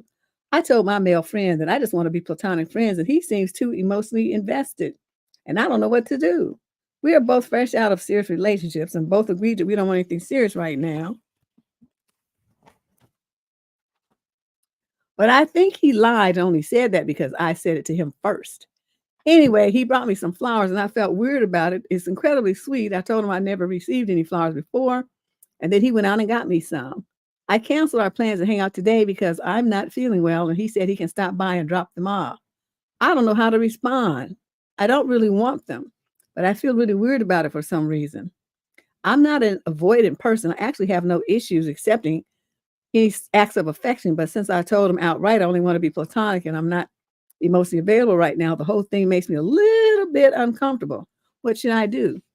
You can accept them because you would have accepted him if he had said that to you, right? You said so you just want to be friends. I mean, I've had friends buy me flowers, your birthdays and stuff, or, just like they know I'm not feeling well. Something happened. My spirits are low. They might come and take you out, or they might bring you flowers or something like that. Stop by Mrs. Fields and give me some chocolate chip macadamia nut cookies. I mean, people who are friends and care about you are going to do nice stuff that they know is going to make you happy, right? So you could accept it on the strength of that without really too much concern.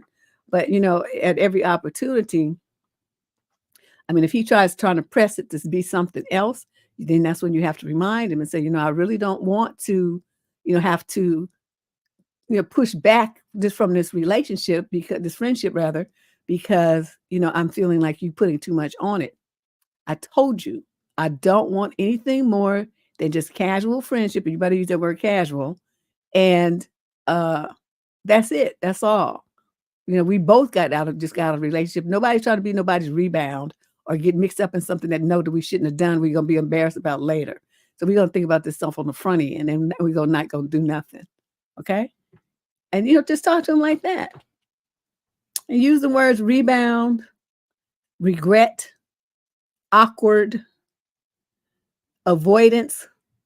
Drop those words in the conversation so he'll understand. You keep pressing like this, and I'm gonna be avoiding you, and we're not gonna have this friendship.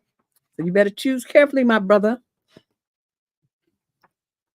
Well, we don't know how honest she's been, DJ. Let me just step back, because you just looking at the stuff that happens on this column, the way that women say that I told him, they don't really be telling them. It's very timid. It's very half-stepping. It's hinting, but it's not clear. When I say stuff, exactly what the fuck I'm talking about, because I'm going to spell it out for you and drop a few F-bombs and stuff in there in between just for emphasis. And then my no is conjugated, as I've been teaching you all to do, to use the Deb conjugator. So, you get, stupid ass, fuck ass, stupid, fuck. You get all these kind of things, fuck no, shit, what the hell I look like, no, what the fuck I tell you, no, things like that. So it's conjugated. That's what I call it. And so they're very clear on what I'm talking about. But most women they aren't that clear. They're too afraid. They're like trying to be nice. How do I do it in a way that doesn't hurt him? And I never worry about that. I worry about me. It's like it's better thee than me. I told you that's been my phrase since I first learned about Shakespeare. So if it's anybody's feelings gonna be hurt here, it's gonna be yours. It's not gonna be mine. Yeah, they don't say no with firmness. Exactly, DJ. So that's what I'm talking about. So she's hurt. What you said, she's been honest. I'm like, I'm not so sure about that, because just the way they don't be clear and they don't be firm. Question number 12. This is a male in the 28 to 34 age group. Third issue, help. My friend was reached out to by her abusive ex, and he's luring her back. What do I do? You don't do nothing.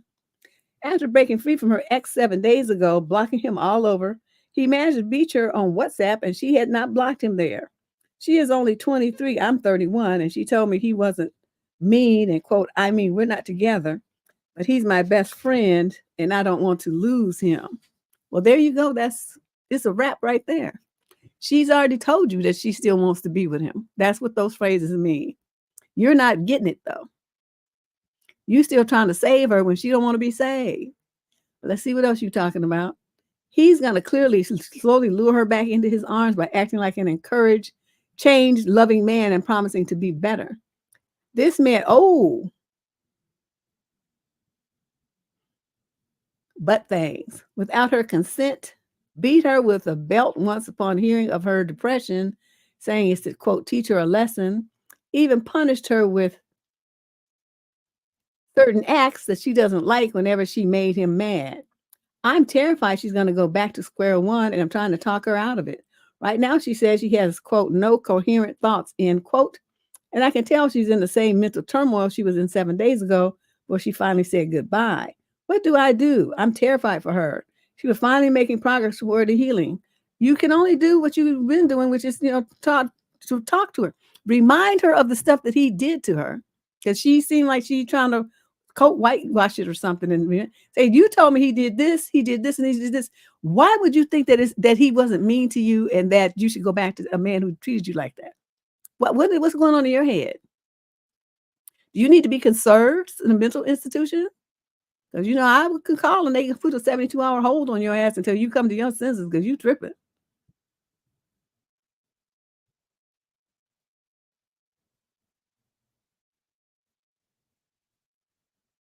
Huh.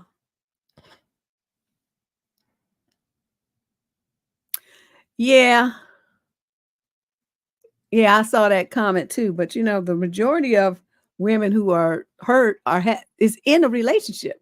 So y'all worrying about saying no, and so you move forward with the guy and let him call you and take you out and spend time with you, and then think he's your man, all that stuff. So that's more risky for your life and safety than saying no on the front end.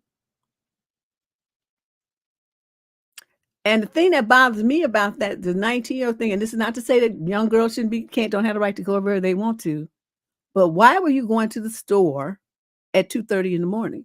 Why was your little ass not at home? They went with their brother and everything, but still, I mean, what was so important that you need to get it at 2:30 in the morning? You're supposed to be going to bed. That time of night is nothing but bullshit going on in the world. Okay, that's what I'm saying. There's certain things like as women, we have to mitigate risk. And one risk is keep your ass in the house because after 2 o'clock, when the bars close, it ain't nothing but bullshit in the streets. You always will leave the place at 1:30 before the lights come on and stuff, while everybody's still getting their last drinks and all that stuff. I'm making my way to my car. I'm gonna fuck up out of there because the security of the cars aren't busy then. They can walk you to your car when the time for the club to close, they have to be at the location. So you leave at 1:20, 1:30, they can walk you to your car. And these dudes were strapped and big. They walk me to my car, I get in my car. Hey, I'll see you next weekend. And I drive off. My ass is in the house at 2. And I'm not going back out.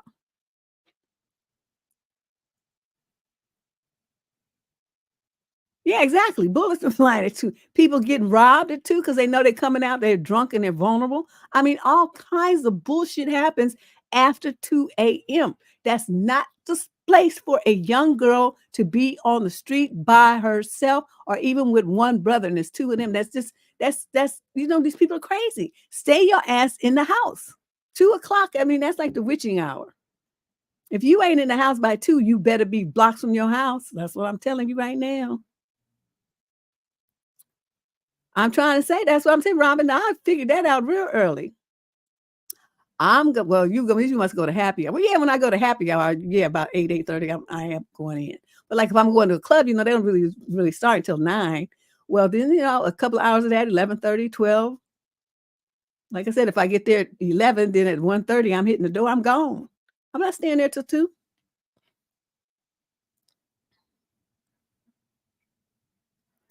How's a 19-year-old at a nightclub? Don't you have to be 21 to drink alcohol? Well, anyway, whatever. I'm just saying that's the only thing I saw that bothered me, is why were they on the street going to buy anything at 2:30 in the morning and they're 19 years old? Should have been in the house. If I can't get it before midnight or something like that, I just wait till the morning. That's always been my motto. Too much bullshit be going on at 2 o'clock in the morning. It's just not a safe and sane thing to do.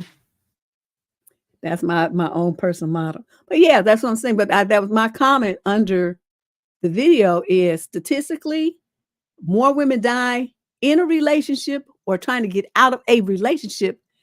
And the ones that get hurt when some saying no is like a pencil dot in comparison. So why the focus on saying no and all this fear is concerning that? You ought to be scared about being in a relationship with them and then you have to leave them.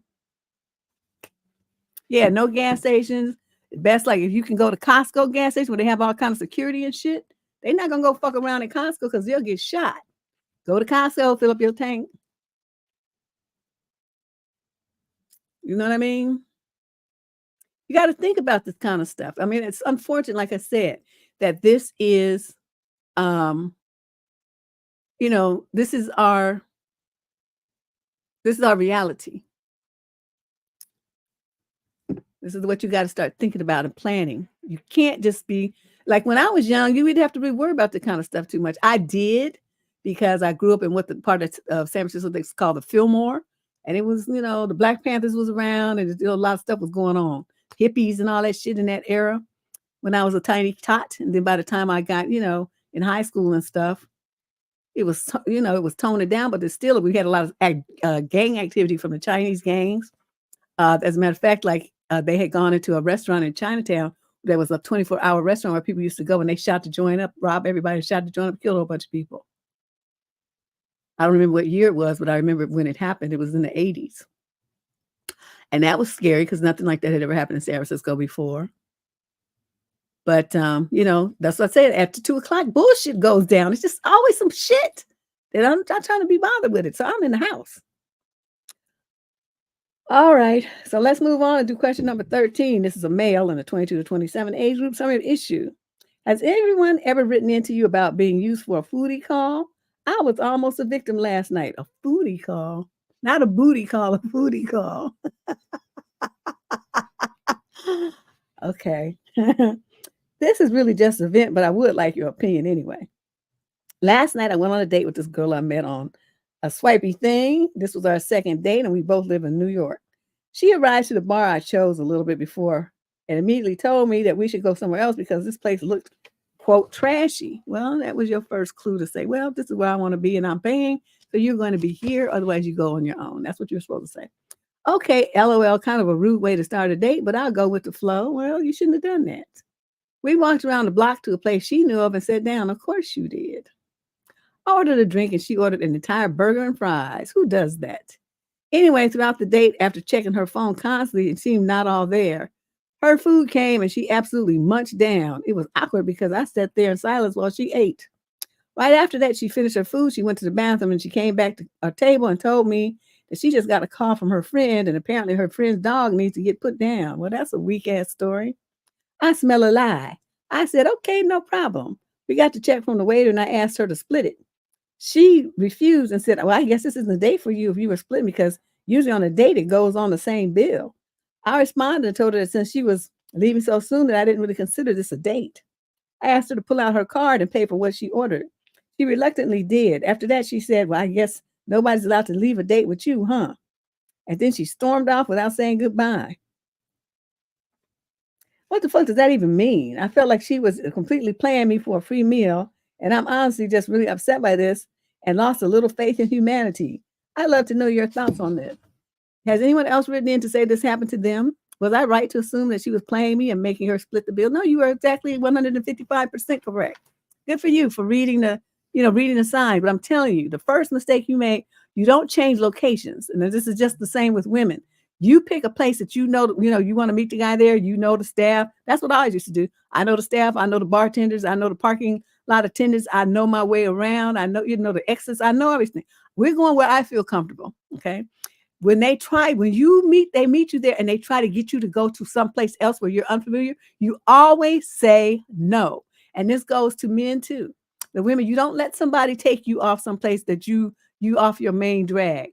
You don't know what's waiting for you over there. You don't know who they know there, and you don't know what the atmosphere is going to be there. You don't know if he's in cahoots with the bartender and they sex traffickers over there. You're going to get the drink from him, and next thing you know, you're going to wake up someplace else, and your drink did come from the bartender. I don't trust men. I don't trust this environment. It's just too weird. We're going where I know the people and where I feel safe. And you try to get me to go someplace else where we ain't going. I'm going to stay my ass right here, and you can go by yourself. That's how I've always rolled. I'm just always suspicious when people try to get you to change out of your comfort zone, especially when they don't even really know you. But they're trying to put the pressure on you to do something different for their convenience. Oh, no, we're not doing that.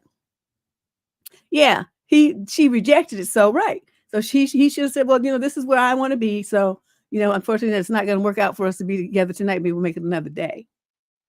When you have more time and we can maybe plan a place that meets both of our expectations. But for now, this is where I want to be. So bye. I mean, you don't have to be that rude about it, but the same message. But see, that's where you messed up. You let her take you to a different location. You never do that. And ladies listening who do this online dating shit, listen to me. Don't you ever do that. You pick the place where you feel comfortable, where you know everybody, that's well lit, where there's, there's an environment, there's security. You want all that stuff in place, and that's where you meet these motherfuckers. You don't be letting them tell you where they want to meet you. No, you're going to meet me where I feel comfortable. And if you don't feel comfortable coming where I feel comfortable, then fuck you very much. Yeah. I don't let, they shouldn't choose, period. Don't let them choose. You choose. Don't ever let a man choose where you meet him. You choose.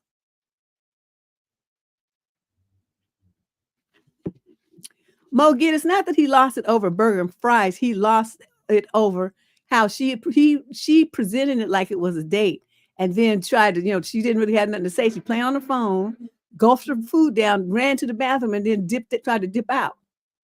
That's what made him lose faith in him. It wasn't the burger and fries. You're not looking at this right. Look at the whole evening, how her script. That's what made him lose faith in humanity, how she tried to play him. But luckily he wasn't stupid, and so she didn't get over. Exactly. That's it, Sliver. Let me just put this on the screen because this is it. And the original location is the one that you pick, ladies, for your safety. Like I said, I always went place where I knew all the staff. They knew me. We were first name basis. I'm not going to no weirdo, strange place with your ass. I'm not doing it. Yeah, cans of bottles, that's a good idea. I used to drink beer and it always came in a bottle. Because I don't want the tapped one. I want the one that's in a bottle. And I want you to open it at my table too. But I don't drink beer anymore. It just makes my stomach hurt. Too much yeast, I think. Yep, all of that. Plus, I have to like the food. I am a foodie. I have to like the food too. So let's move on. Question number 14 out of 35 questions. How are we doing on time? Oh my God, it's not even 2 hours yet.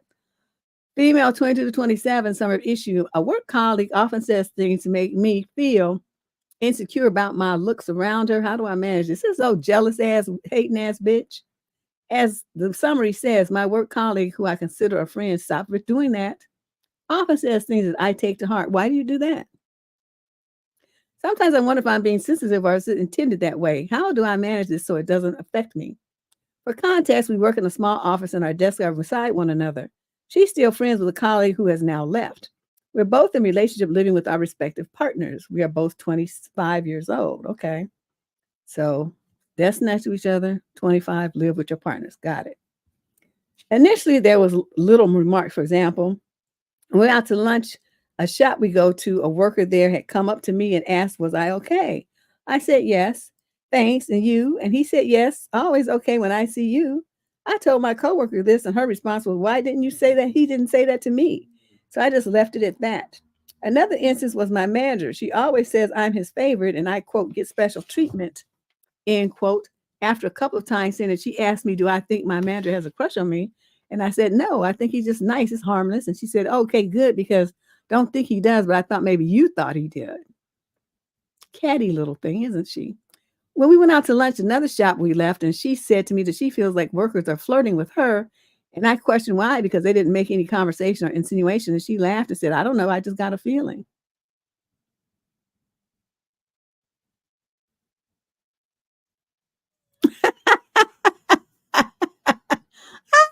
Anna, but I'm suffering. I'm suffering. Okay. I had another instance as a coworker who I don't particularly get along with. This coworker says she feels like the coworker I don't get along with is ignorant and doesn't realize that I don't like them. She then went on to say, I just think they have a crush on me. They're always looking at my tatas. And they told another colleague they thought I was sexy. And I responded by saying, quote, so because I'm not pretty enough, I'm tolerated. And she laughed and said it's not what she was saying. You need to get your shit together. It's gotten to a point where I feel like anyone finding me remotely attractive is a crazy crackpot. And it's really making me feel low about myself. I'm in a relationship, as is she. But it's nice to feel if people find you pretty or enjoy seeing you. And even that isn't allowed around her. How do I stop this from getting to me? By telling when she says these little okay, let me go because you wrote a goddamn novel. All right, let me see. Dun, dun, dun, dun, dun, dun. Okay, first of all, if somebody talks to you like the conversation you with the coworker, the guy at the thing said that to you, why did you tell her that? Why would you even mention that? That's not a conversation you need to share with her silly ass. Okay, stop opening your mouth so much. You need to ratchet down what you share with this girl. So, he asked if you were okay and said yes and all sorts of stuff. Why didn't he say that to me? And you just left it at that? That was your opportunity to say because you're not good enough. That's what you were supposed to say to her to get her back at all the crazy shit she's been saying to you. You're not good enough for him to talk to like that. Another instance was your manager just says you're favored and get special treatment. Say, that's interesting. Maybe I should ask him if that's true. Maybe you think that he does. And then you say you out for lunch and she says that the workers were flirting with her. Say, stop being delusional, trying to compete with me. It's not going to work. I'm always going to come out on top because I'm better than you. And then she's like, the coworker is ignorant and she doesn't realize that you don't like him. I think she does. She says that the coworker has a crush on her and all this stuff and liking her tatas and stuff and say, well, men go look on the OF sites too. That do they like them? Do they have a crush on them? Because, just because somebody's looking at your body, that doesn't mean that they like or respect you. So you need to really be clear on that. And then, you're feeling bad because she says these things. That's what she wants you to feel. Get your mind together. You're too old for this shit. You're too old for this. She wants you to feel that way, and you're allowing her to get in your head and into your headspace and try to make you feel anything. When she acts like that, why don't you just laugh at her and say, wow, you are really desperate for attention and try to compete with me. You need to just stop because you're never going to win. That's what someone who had confidence would say. But instead, you sitting over there, oh, she makes me feel bad about myself. See, you the kind, like if I was a bully, which I kind of am, but I wouldn't do it to you because I could see that you're just too weak. I'd like a challenge and you wouldn't be one at all. But, you're the kind of person that has victim written on your forehead. So somebody who is a very assertive, mean type of person, like a mean girl, is you going to be their target because you don't stand up for yourself and you don't fire back. You have to talk shit to her and point out her insecurity and why she needs to feel like she's in such competition for you. Tell her, I'm not in competition for you. I got a man, and so do you. So what's the problem here? Why are you trying to compete with me over some attention from some randos? This is stupid. Grow up. We have to work together. You need to stop this. And talk to her like that.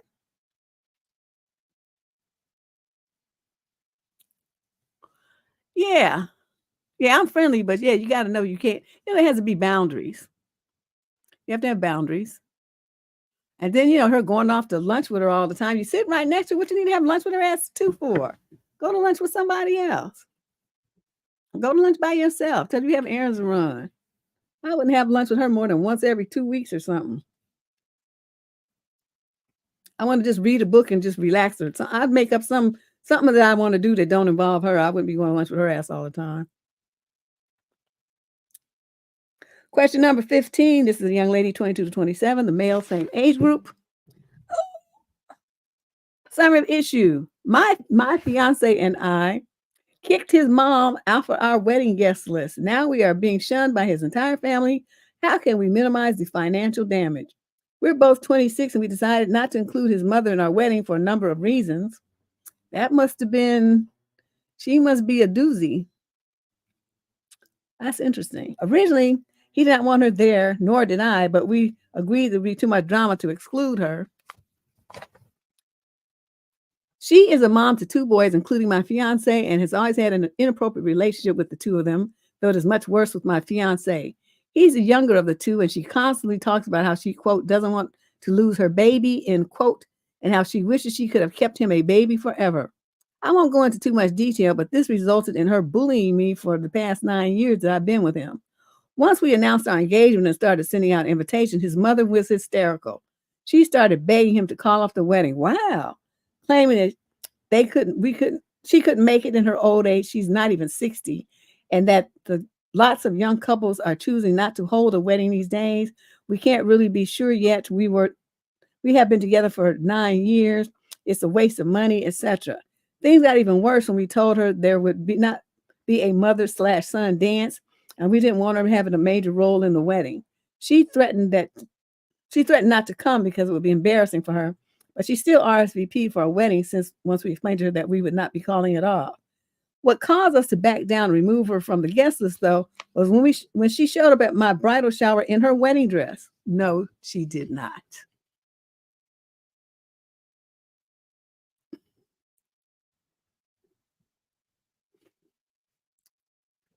This woman is mental. My mom had posted about my bridal shower on Facebook with open invitations so anyone who was close to my family was able to come, which was clearly a huge mistake. She had her wedding dress altered to be a bit shorter and in and fit her body that has changed a little from childbirth. Most of the guest list was my family that were there was not a lot of women in my fiance's family, but his mom's sister and a couple of his female cousins did show up. My mom politely asked her to leave, to which she refused and said that I was a brat for wanting to be the only woman in her son's life. I was not wanting a big scene, so I just let her stay. About an hour or so later, my fiance came to drop me some flowers. It's a tradition in my family that the man for whomever is having the bridal shower surprises the bride with flowers at the shower. When she came in and saw his mother's outfit, he was furious. He told her he was embarrassed to be her son and told her that she was no longer welcome at our wedding. She got upset and blamed me for this, saying that I brainwashed him, that he never would have said anything like that to her if it wasn't for me. Surprisingly for us, his aunt sided with his mom and said it was nice that his mom even decided to come at all after we had taken away his mother's son dance and asked her to not take a big role in the wedding. They both left along with the cousins as the aunt was their bride. Hours later, his mom blocked me on Facebook, but posted saying that we embarrassed her and that she is putting on an uncomfortable spot by kicking her out of the wedding and that she's very hurt. The aunt backed her up by saying we were abusive towards them and they advised the rest of the family to drop out from the wedding. Following this, we got several emails from his family dropping out from the wedding. We expected his aunt to drop out, but so did his dad, both sets of grandparents, his cousins, and his family friends. So how many people is that altogether? Probably about, what, 20 maybe? His brother stepped down from being the best man and has told us that their family is telling him not to go at all. We would not believe how many people decided not to come. The wedding is only a month away, and we've paid for all of their meals and brought centerpieces for their tables. We don't know how to salvage this further. Well, what you do is you have co-workers. Both you guys got co-workers, right? That you probably didn't invite all of them. You tell those co-workers what, you got a large number of cancellations. And if they're free to come, and at least they're going to get a nice meal and they can celebrate with you and they don't have to bring a gift. That's what you do. So you invite like the file clerks and you just invite everybody. Everybody that you want to fill up them seats. Because like you said, you've already paid for the venue. You've already paid for the food. So you don't really have anything to lose. You're not going to lose anything by inviting some other people. If you don't want to do that, you can invite your neighbors by where you live.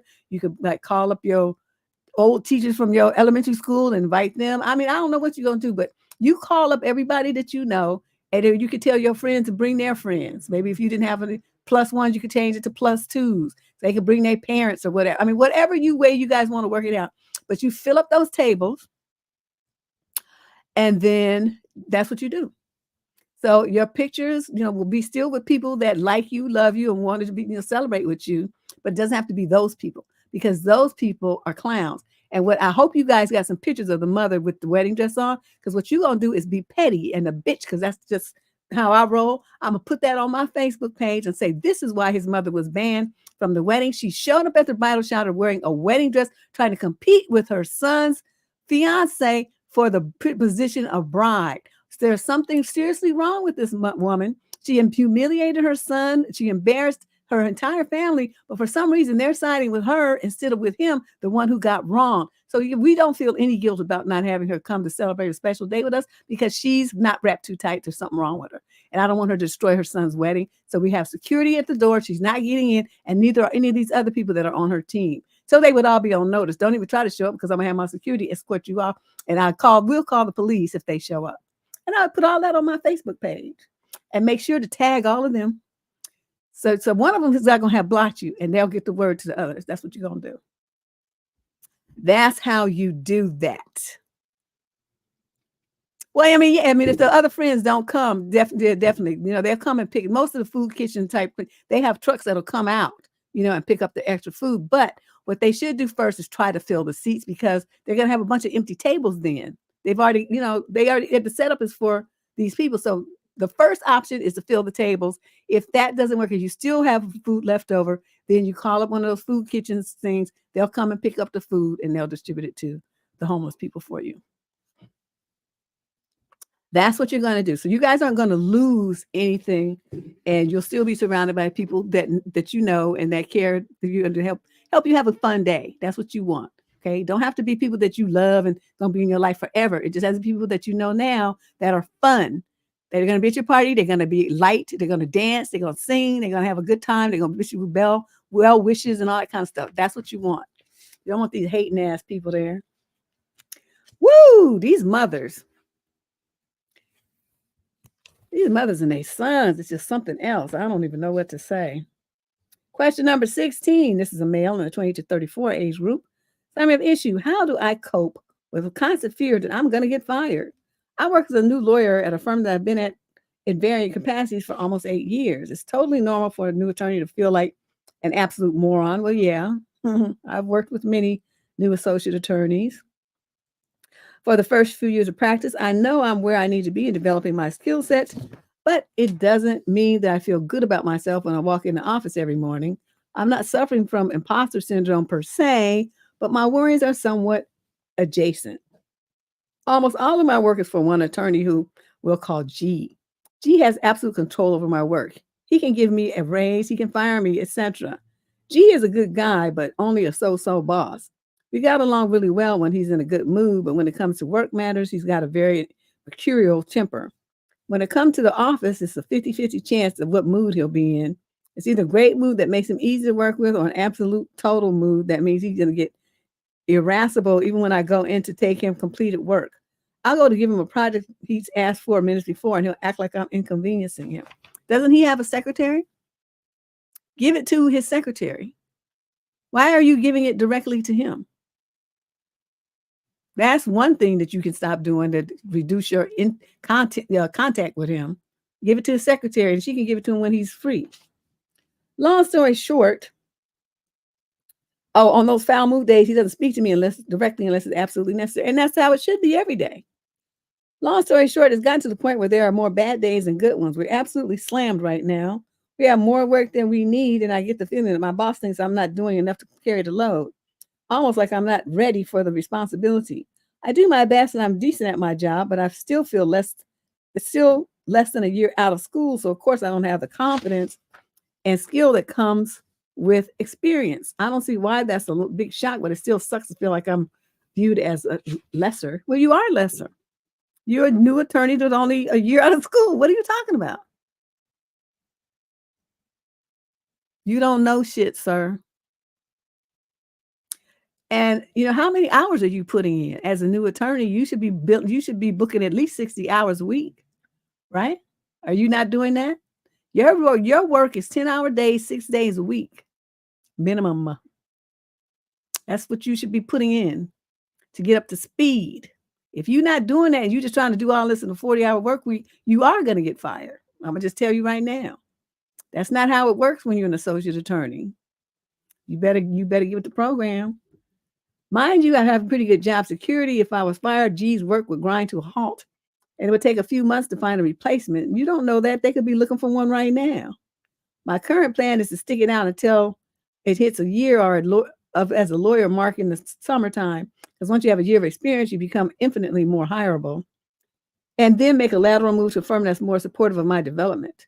In the meantime, how do I cope with the nerves of the likely irrational fear that I'll get fired? You double down, like I said.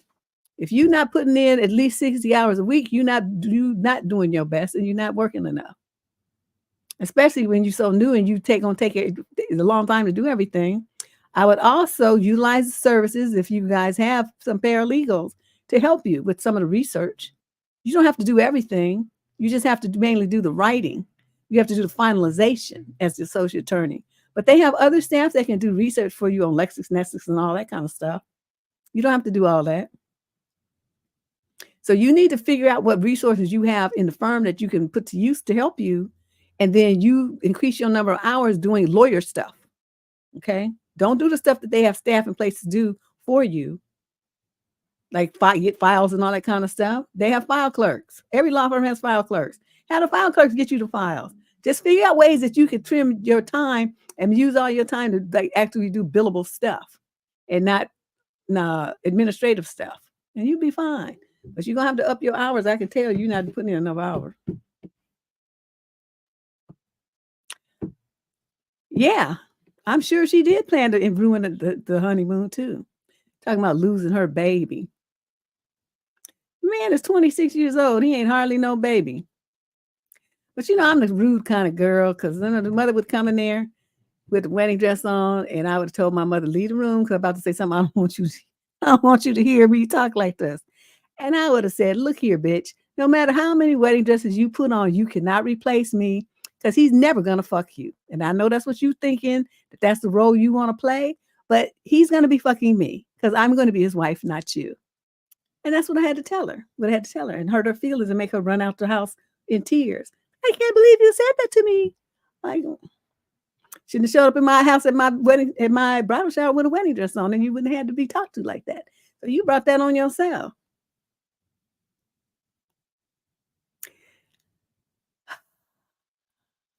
I don't play with these mothers. I'm just not that polite. I'm not gonna mince my words. I'm not gonna try to save your feelings, make you feel better. None of that. I'm gonna go for your jugular because I noticed that she's like, I'm gonna keep my baby. You can't keep your baby because your baby wants to, and they can't do it with you. So guess what? That's my job. That's what I'm going to be doing. Yes, she would. She would get clowned hard. And have her and her cousins and her whatever else is running up out of there saying, oh my God, I can't believe he's marrying someone like that. She's so awful. And be like, that's why he loves me though.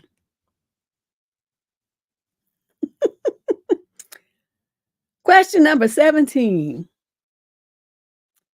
Female 22 to 27. Summer issue. How do I tell my best friend that her boyfriend smells? You think she don't know? Well, maybe she's not. If she's still her boyfriend. Why is it that every week we have a letter about some nasty ass man? Last week was the no booger eater man. And then this week, somebody stinking. And a couple of weeks ago, somebody was like putting pee and poop stains on the girlfriend's mattress and stuff. I mean, it's like, what is this? These guys are gross. Okay, so she said, so my best friend and her boyfriend come over to hang out with my boyfriend and me as our partners, our friends now too. But sometimes when they come over, he smells really strong. It doesn't smell like normal sweat, but maybe a buildup of sweat on sweat, if that makes sense. That means he's not bathed and he probably put on dirty, stank clothes. I truly don't think he's aware of this and has said in a drinking game once that he showers less than the average person, but I don't know why. Oh, okay, well, I guess I was on the right track because he hasn't bathed. On the occasion when he smells bad, it leaves a smell in the house and on furniture, and it's really starting to bother me as I'm neurodivergent with sensory issues, and I feel really unsettled when my space doesn't smell, feel, and look like my space. How can we bring this up without upsetting him? He's gonna be upset regardless. I'm thinking we need to mention it to my friend so she can address it with him, but also I don't want to put her in a difficult position either. It's so difficult because he's a lovely person, but with my sensory issues, I'm finding it really difficult every time they come over.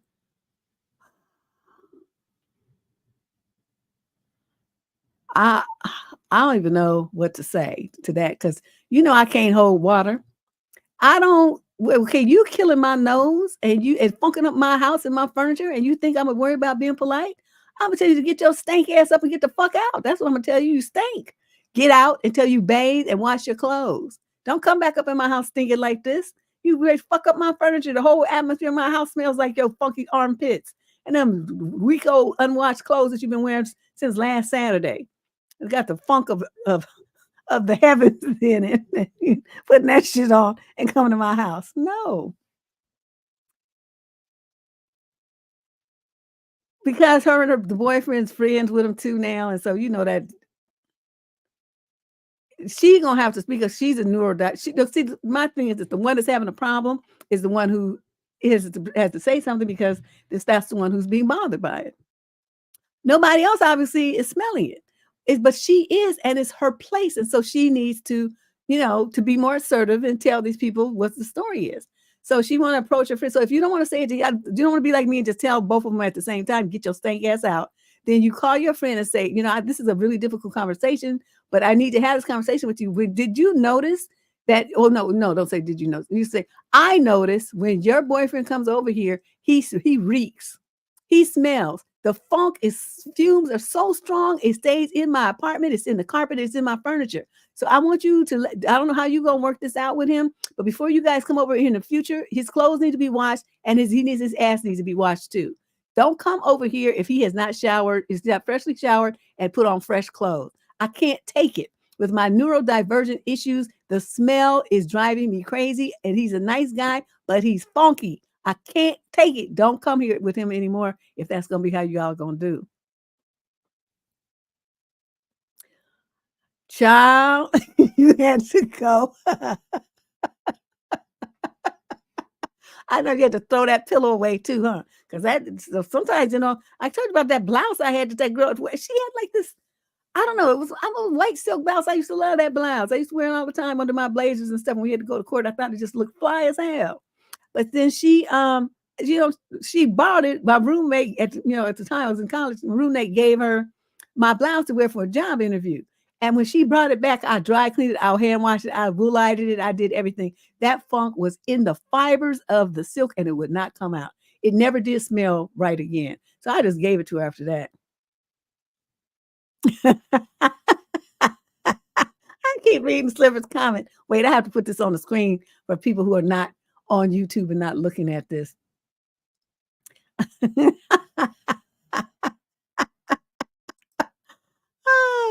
Here's another one talking about some funk. Oh, whoa.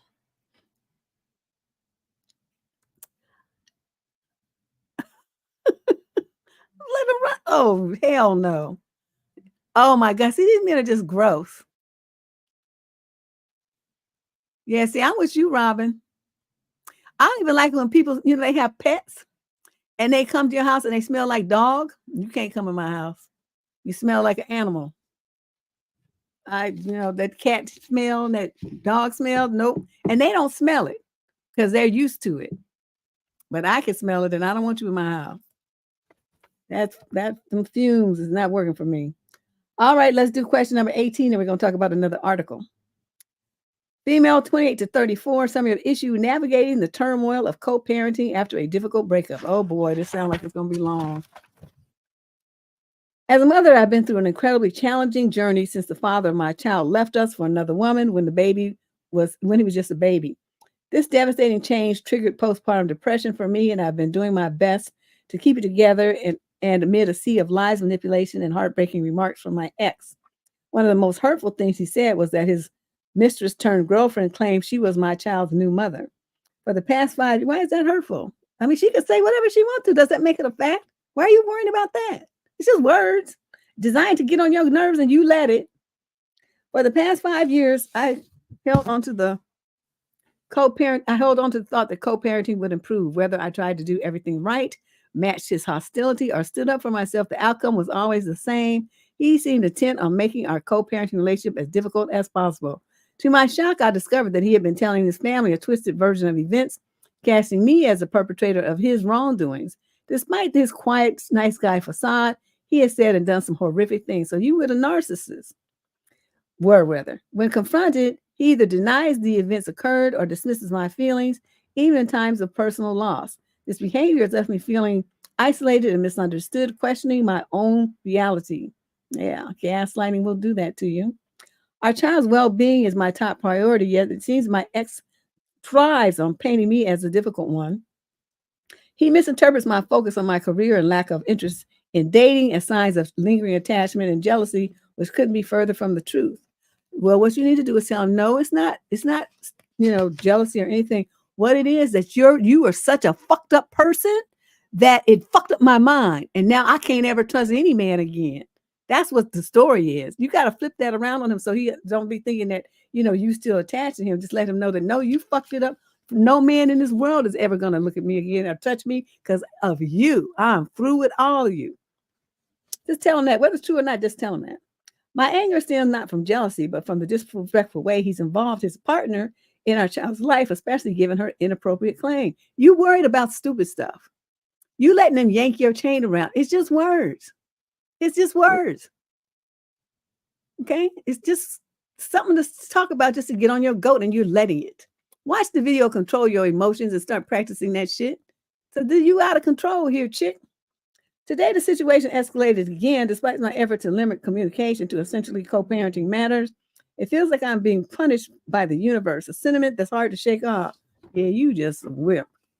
I'm reaching out to your community for support and advice, or from anyone who may have navigated similar turbulent waters. How do you cope with an ex who seems determined to make your life difficult, and how do you shield your child from the negativity? You go to family court, and you have a list of complaints that this person has done, and you say, I would like a court order that would make him cease and desist, all of these types of things. It's damaging emotionally to my child. And when you put it that way, the court will look at him and they will talk to his child and say, did your daddy say this and that to you? And the kid is going to say, yes, because he's only 5, right? Yes, he said that. Okay, then he's going to have a problem. You could even ask for supervised visitation, so that he has to pay to see the kid at a certain place where there's psychologists and nurses, and he got to pay for all of them too. You could ask for that. Say, he's leaving me with no option here because I have to figure out how to protect my child's mental health. And I'm very concerned that this is headed in a bad direction, and he's going to ruin my child emotionally and emotionally damage him forever. Now, the worst thing to happen is they'll do an assessment and decide that, no, he's not being emotionally damaging to the child, at least not yet. And then, but the best thing that could happen is that they'll say, my God, you're right. This is awful. And they'll make him have supervised visitation where they can watch everything that he does and everything that he says to that kid. So you think about that. And all of those services are free to you if you just go down and fill out the paperwork with the district attorney, whatever your child support office is in your location, because Candace didn't put any, so I don't know what that is. That's what you do. But the main thing is, you need to get yourself together emotionally. You're letting this man yank your chain, and that is his goal. He's thriving off of that. Let's call it narc food. The fact that he can do these things, yank your chain like this, and you just flip the fuck out. That's what he's sitting there laughing at you. And you're letting him do that to you. All you have to do is if he says that, say, well, do you want to have custody of the kid? Because I can sign the paperwork over and you can just have him. And then, I'll just wash my hands of both of you and be going on about my business. So we don't have to have these conversations anymore. Is that what you want? Because if that's what you want, just go file the paperwork. I'll sign it.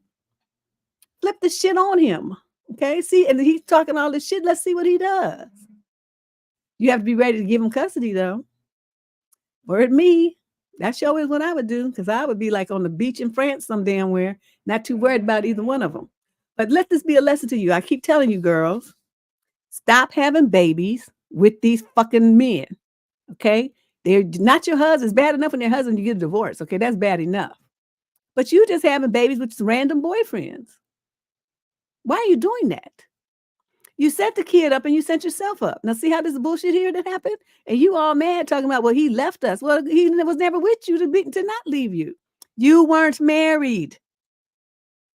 So you should have had no expectation of him being there forever and ever. Otherwise, you would have been his wife.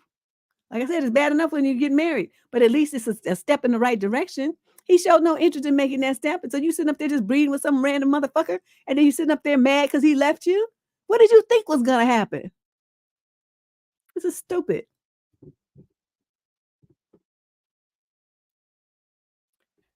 Oh my God, this is awful. Girl, how many days did you last with him? That would have lasted about one day. I'd been like, get back in the shower. You stink.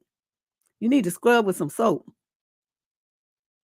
Child, these men, All right, let's move on to question number 19. Now, summary of issue, I'm going to do up to 20. So like I'll do 10, 10, 10. No, the last one would be 15. Okay, so I'm going to read up to through question 20, then we'll talk about some articles.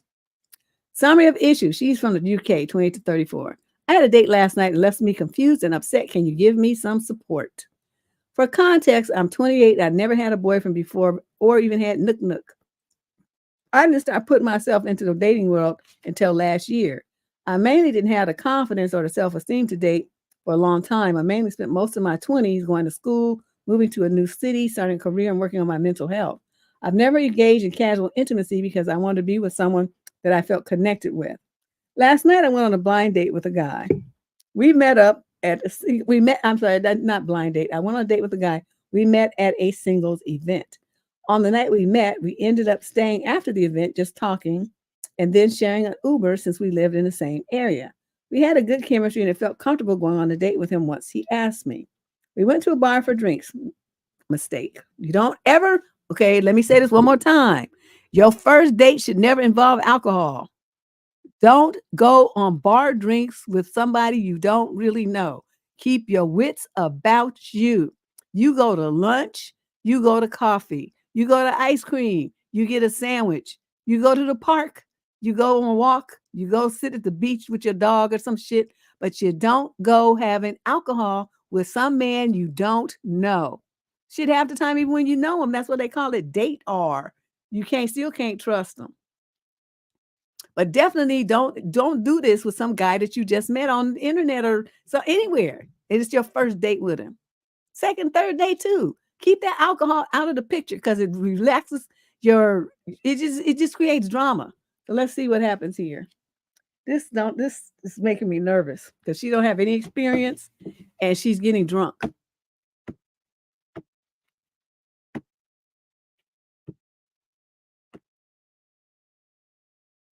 Yeah, exactly. I'm with you still, Sliver. I like animals, but I like them in zoos, the woods, the oceans, forests, jungles, over there somewhere, not in the house. That's that's just me though. So they went. Okay, so we went to a bar for drinks, and we spent a long time drinking and talking. I soon started to realize that we had different things we wanted to in life and in dating. At that point, I was starting to think we wouldn't be a good match, but perhaps we could be friends. But I didn't really know how to tell him though. But since I was having a good time with him, we stayed and kept talking longer. I have a tendency to talk a lot when I've had a few drinks, so I was talking a lot. He eventually started putting his hand on my leg, and I put my hand on his. Okay, so that's sending a signal that you, in your innocence, didn't know that you were sending.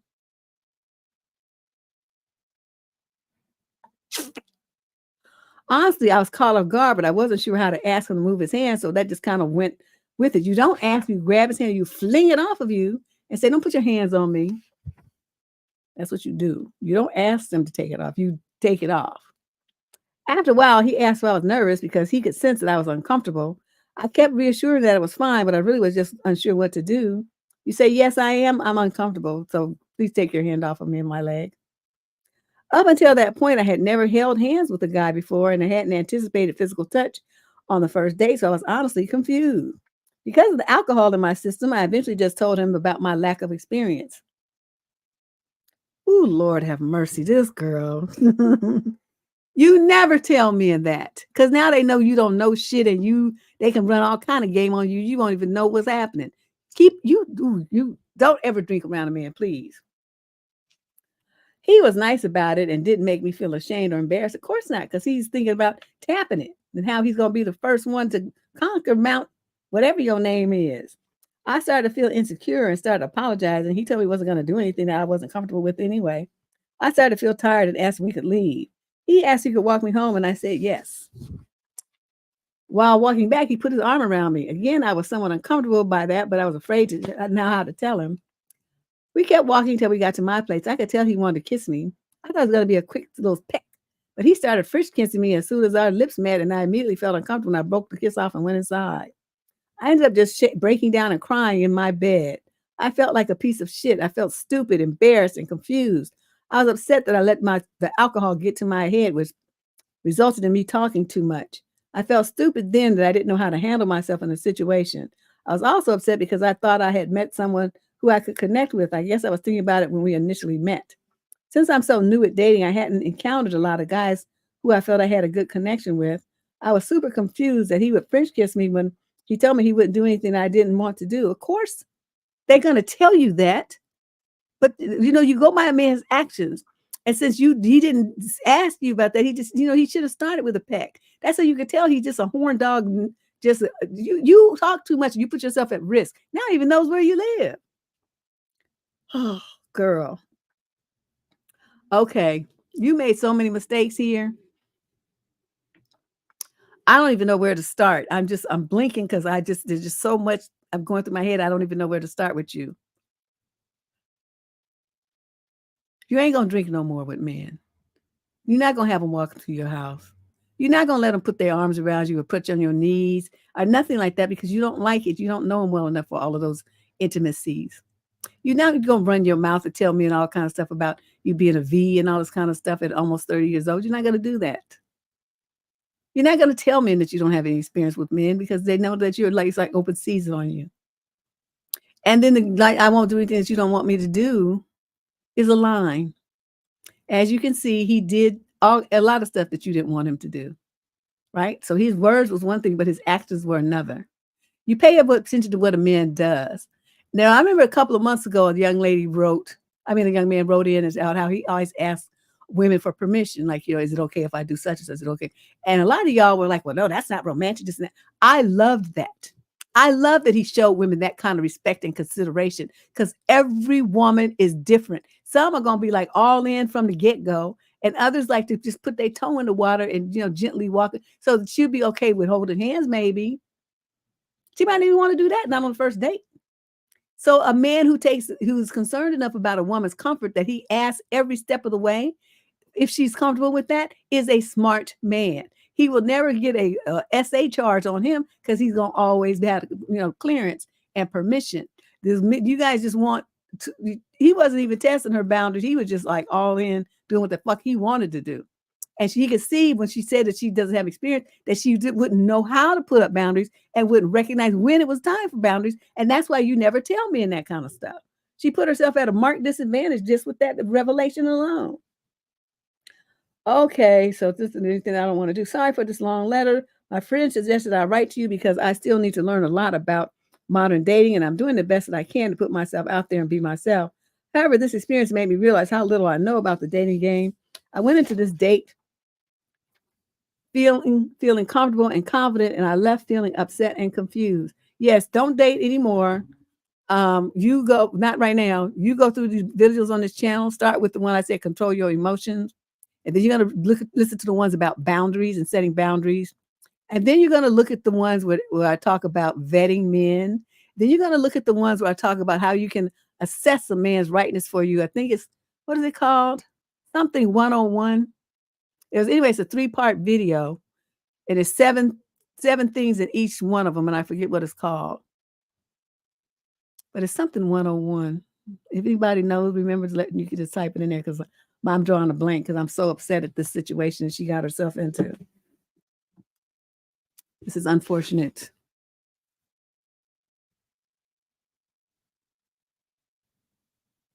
Yeah. Look at the chat. They're giving you some really good tips right in here for, some things for you to suggest and focus on and get comfortable with before you even think about going on another date with anybody. The main thing you're going to do is shut your mouth. You talk too much.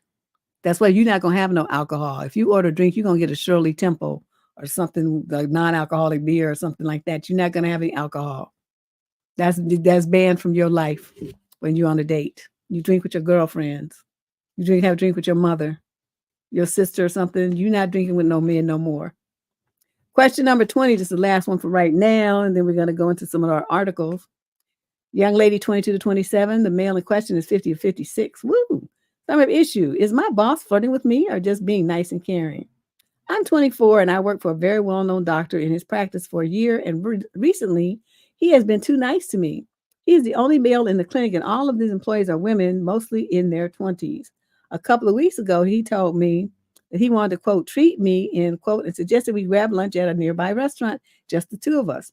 Since I have huge respect toward him and did not want to say no, I told him I need to make some phone calls in my lunchtime, but I can join him around 12:40, 12:45. Our lunch is from 12 to 1.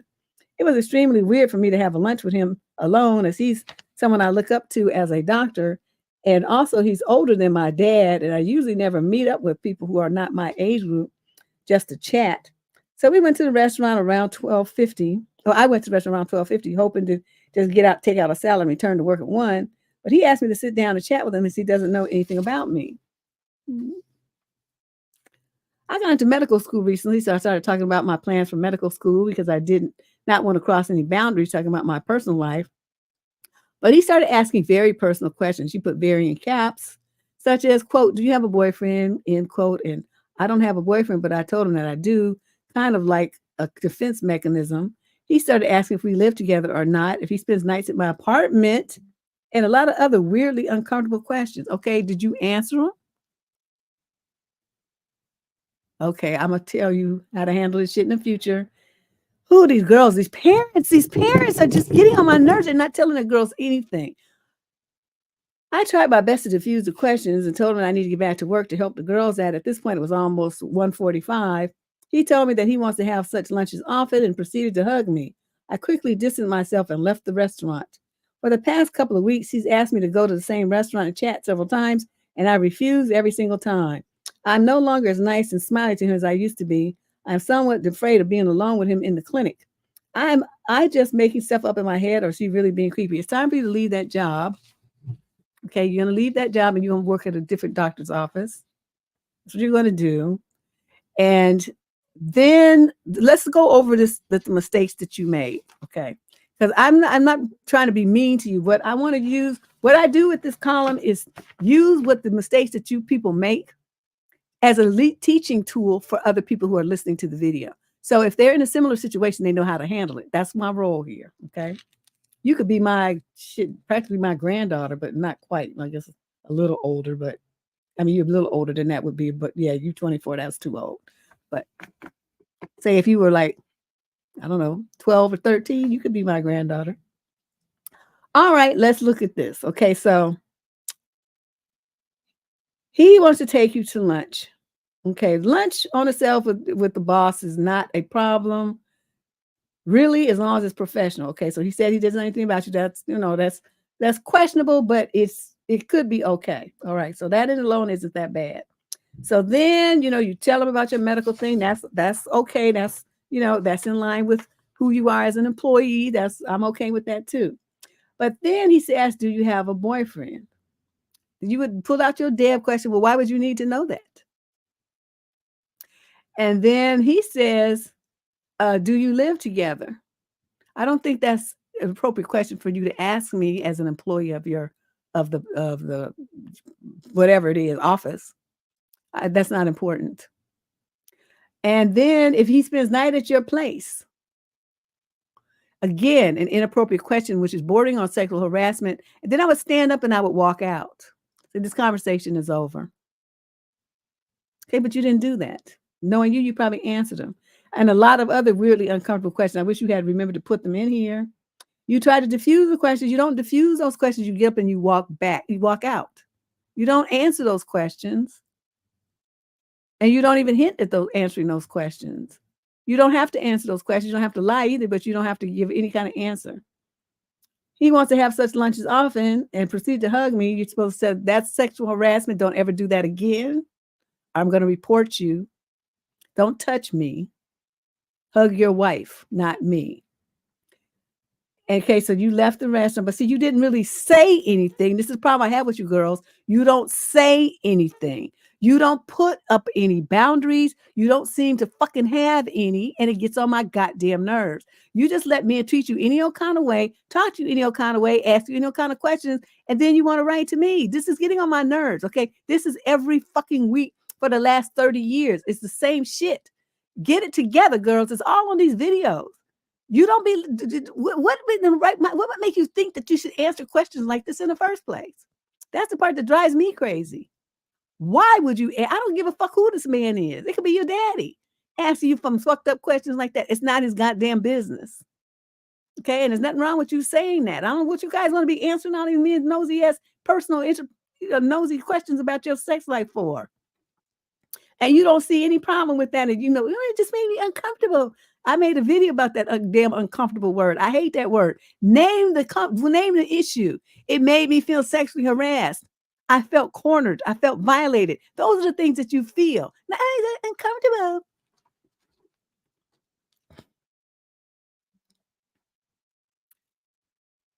When they are, oh, let me see what Slipper said. The shock when they see that and they get a damn, uh-huh, I know it works. I've been using it.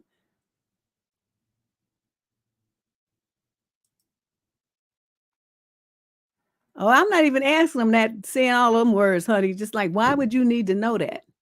I want them to be on the defensive. I don't want them to try to make up a reason that they could justify for why they asking me some bullshit. See, that the way you phrase it, they're gonna come up with an answer, then you're gonna be on the defensive. No, no, no, no, no, no. They're gonna be on the defensive, and that's how it's going to stay. Well, he probably already been through everybody else, Ken. She said he didn't. Then she's the office is full of women in their 20s. Yeah, name what the discomfort is. That's in the video. It's called uncomfortable. Something I don't know, but anyway, uncomfortable is in the title of the video. And I made it because I was so tired of girls using that word. That word doesn't mean anything. You got to name the behavior. Name what you're feeling. Identify it and then express it. Okay, that's how you become assertive. Just uncomfortable. It's uncomfortable. No, there's not but they're all my videos. You know what you do if you underneath the videos in the comments, people pull out the quotes and usually they have like that rolling on the floor laughing emoji next to it. But you'll see a lot of my things that I've say in the videos in the comment section where people have pulled it out. But yeah, okay. Those are the things that you have to learn as a young woman. You starting out in your career. This kind of shit here, you're gonna encounter this over and over and over again until you get about 50 years old. And it won't even matter if you're married. As long as you're young, they're gonna still be after you. This man's older than your daddy, and I would remind him of that too. He's like, go to lunch with me and stuff. And say, I don't want to go with somebody older than go to lunch with somebody older than my father. That's not my idea of a good time. Something like that, and then laugh, like it's a joke. He'll get the message though. You old fucker, come in your office somewhere and eat a sandwich. Leave me the fuck alone. But yeah, it sounds like since you are just learning how to do this, go and get yourself a new job and deuce out on this real quick. Because yeah, the tag in your underwear is uncomfortable. There you go. Ta-ta, the butterfly, that's it. But the way people treat you is not uncomfortable. They treat you in some kind of way that you should be able to identify.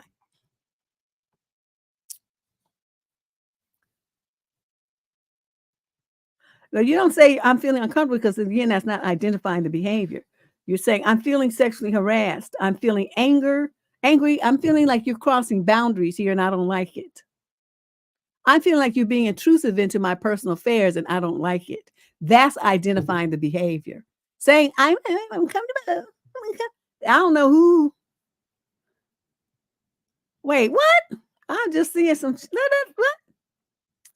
Said a man at her job rubbed her pregnant belly and she reported him.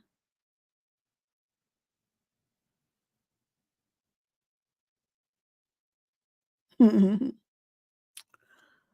gives a fuck about his family? His family should have taught him not to touch other women's bodies like that. You don't touch somebody's belly like that. Your mother, what the fuck? I probably would have drop kicked him in his testes and say, well, I might be pregnant, but you ain't gonna get nobody else pregnant after I finish kicking you and where it hurts. Whoa.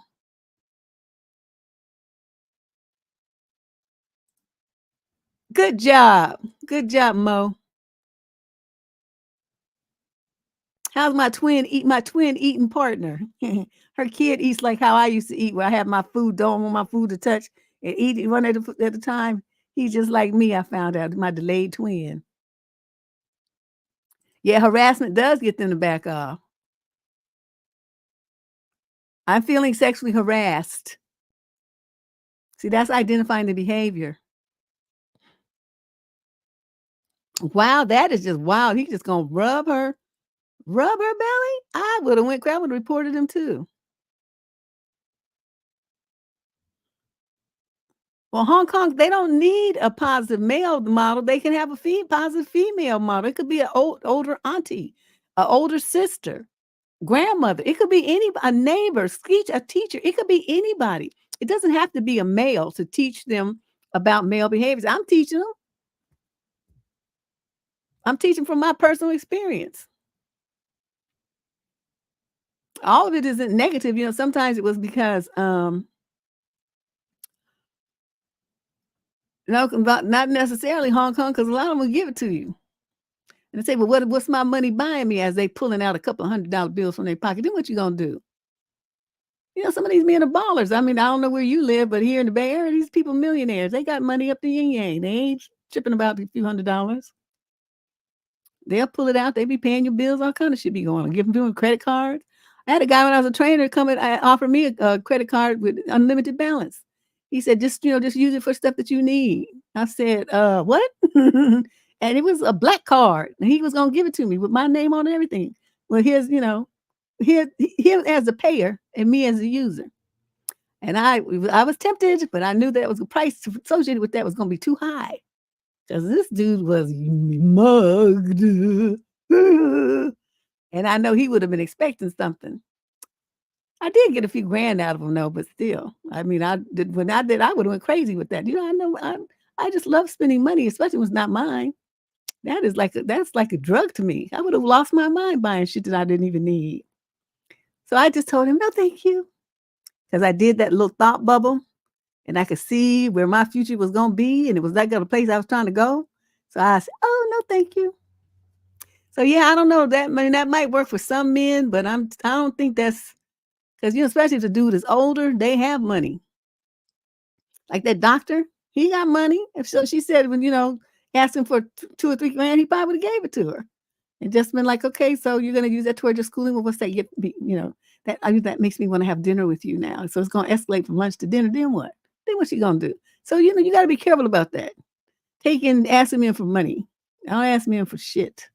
If they want to volunteer to give it to me, well, that's one thing. But I'm not going to ask them.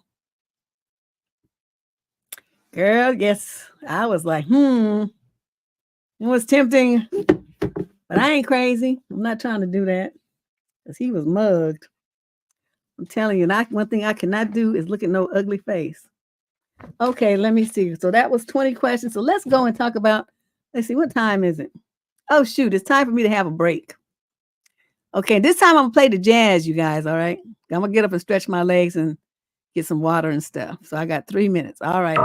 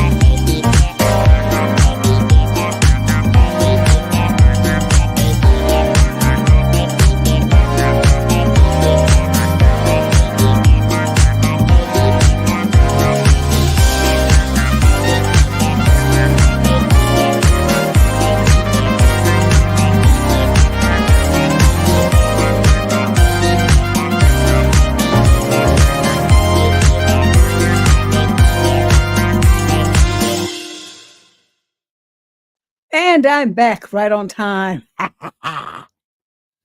Okay, I did some marching around and some half jumping jacks and stuff to try to get some blood flowing in my old legs. So you guys enjoyed that? That's the jazz one that you was asking for.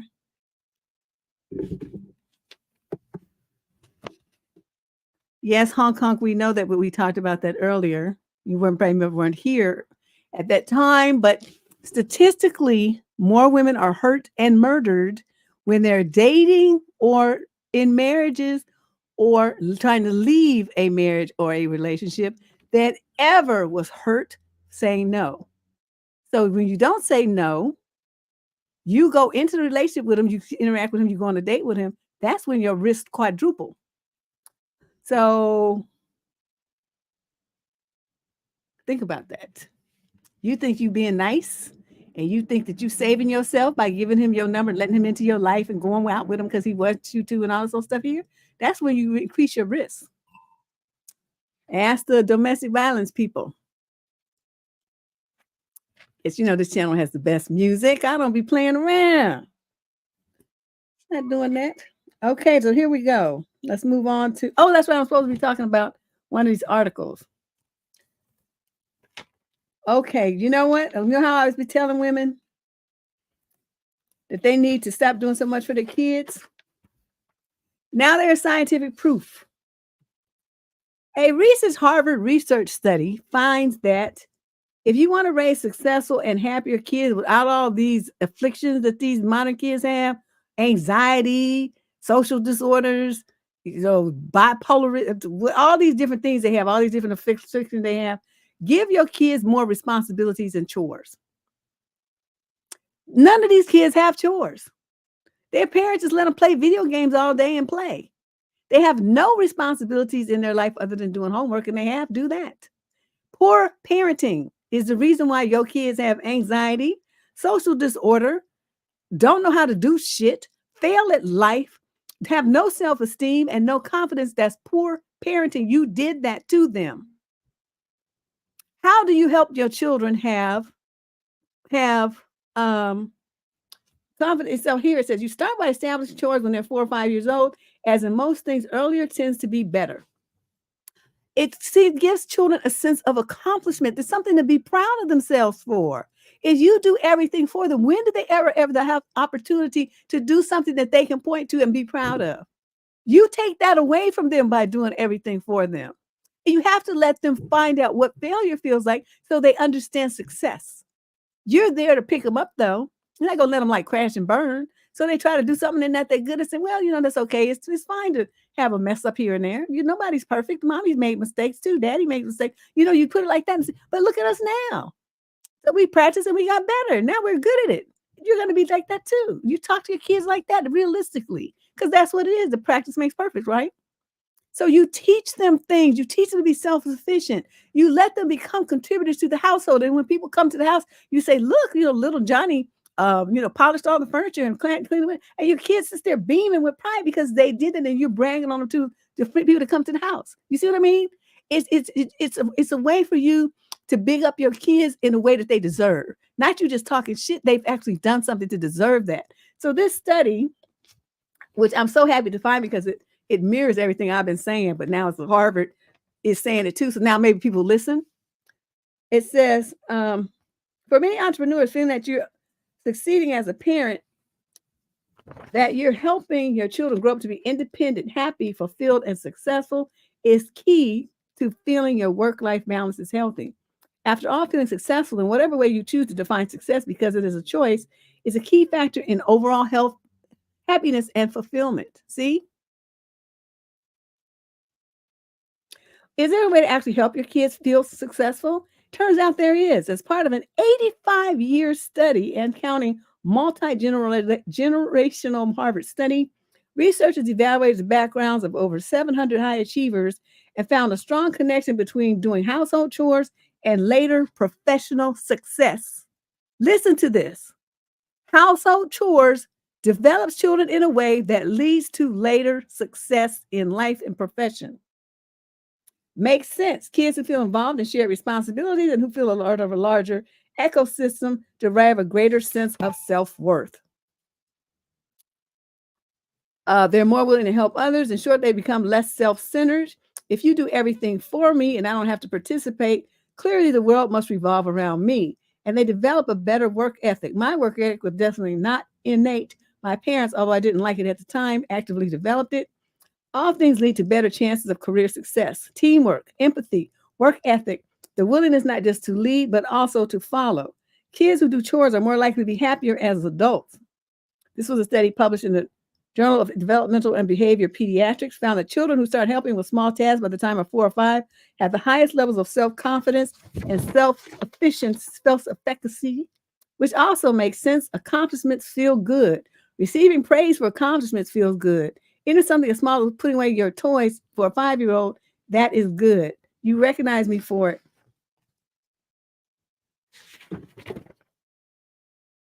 Chores in kindergarten positively associate with a child's perception of social, academic, and satisfaction competencies in the 3rd grade, independent of sex, family, income, and parental education.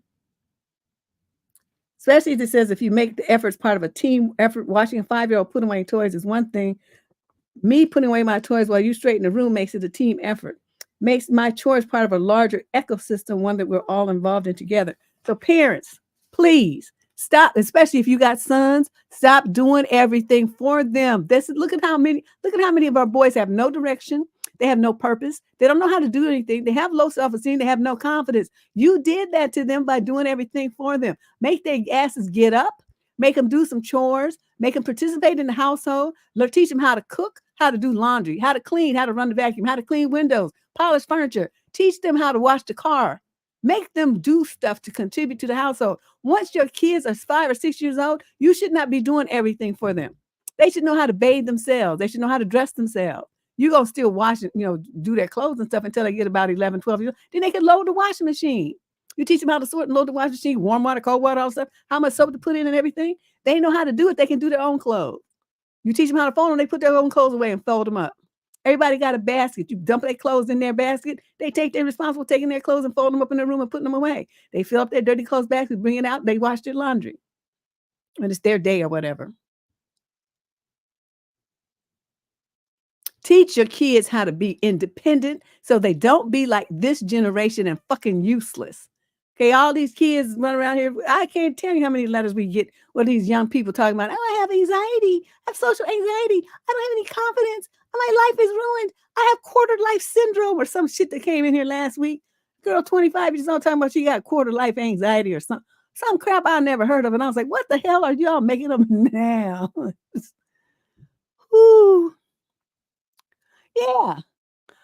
I mean, you know what I mean? It's like, it's just ridiculous. That's right, Mo. Especially you got a son too. You keep it going. Be careful with the ironing though, because I burned my through my clothes and onto my flesh. I mean, the scar went away, but I wasn't paying attention. I was backing the iron up like this. And where, I was short. So where I had the ironing board with it back right into my upper thigh. And I was like, oh shit, wait a minute.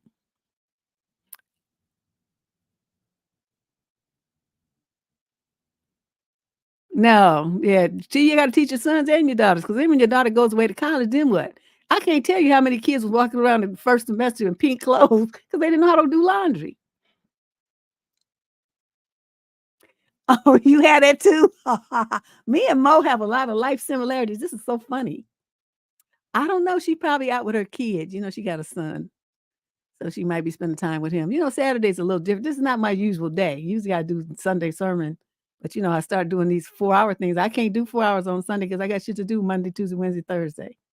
Friday, I'm kind of like, I'm not really doing too much. And then Saturday, do the show on Saturday.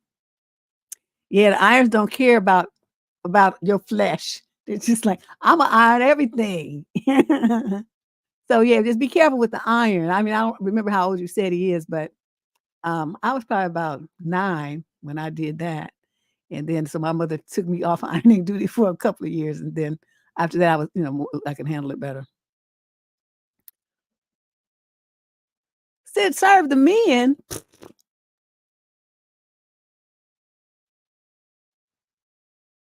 Well, I'm glad that I hope your daddy intervened in that and overruled Auntie. My relatives knew better than if my daddy said to do something, they knew better than to try to come behind him and say anything because then they would get cussed out because that man was crazy. You see all the cussing I do, that's who I got it from. Most I ever heard my mother say was damn one time. And we were all like, oh, clutching our pearls, like, oh my God, what did you say? But my father had a potty mouth, and that's where I learned it from. I'm not serving nobody nothing.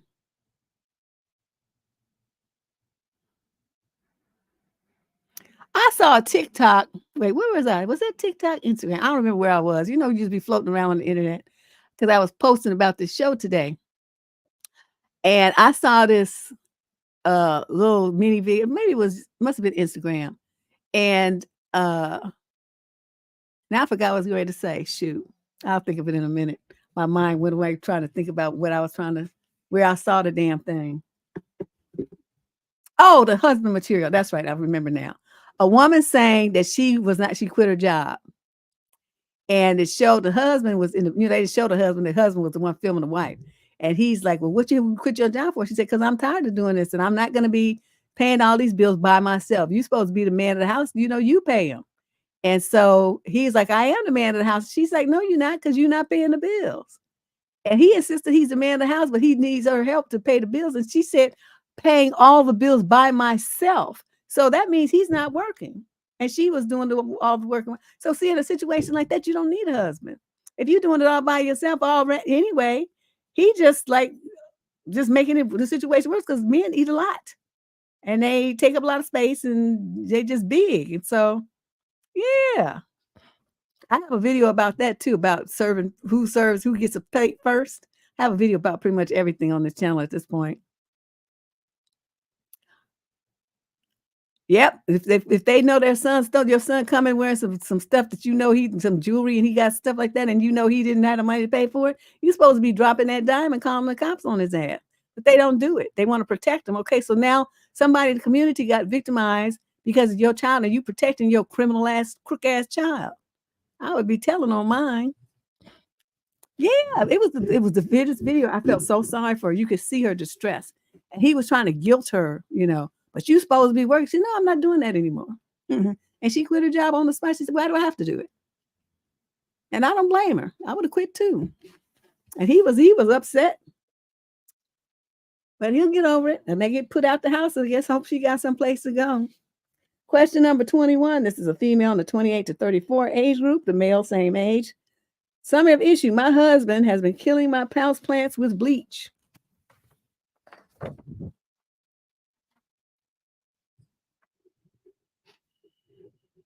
I'm sorry. That's not funny. I know she's upset. But, okay, what the fuck is wrong with these husbands? Every week, it's some crazy shenanigans from these women's husbands. This weirdness. I don't know. That's why they call this show What the Fuck, because that's what we say all the time. What the fuck is going on?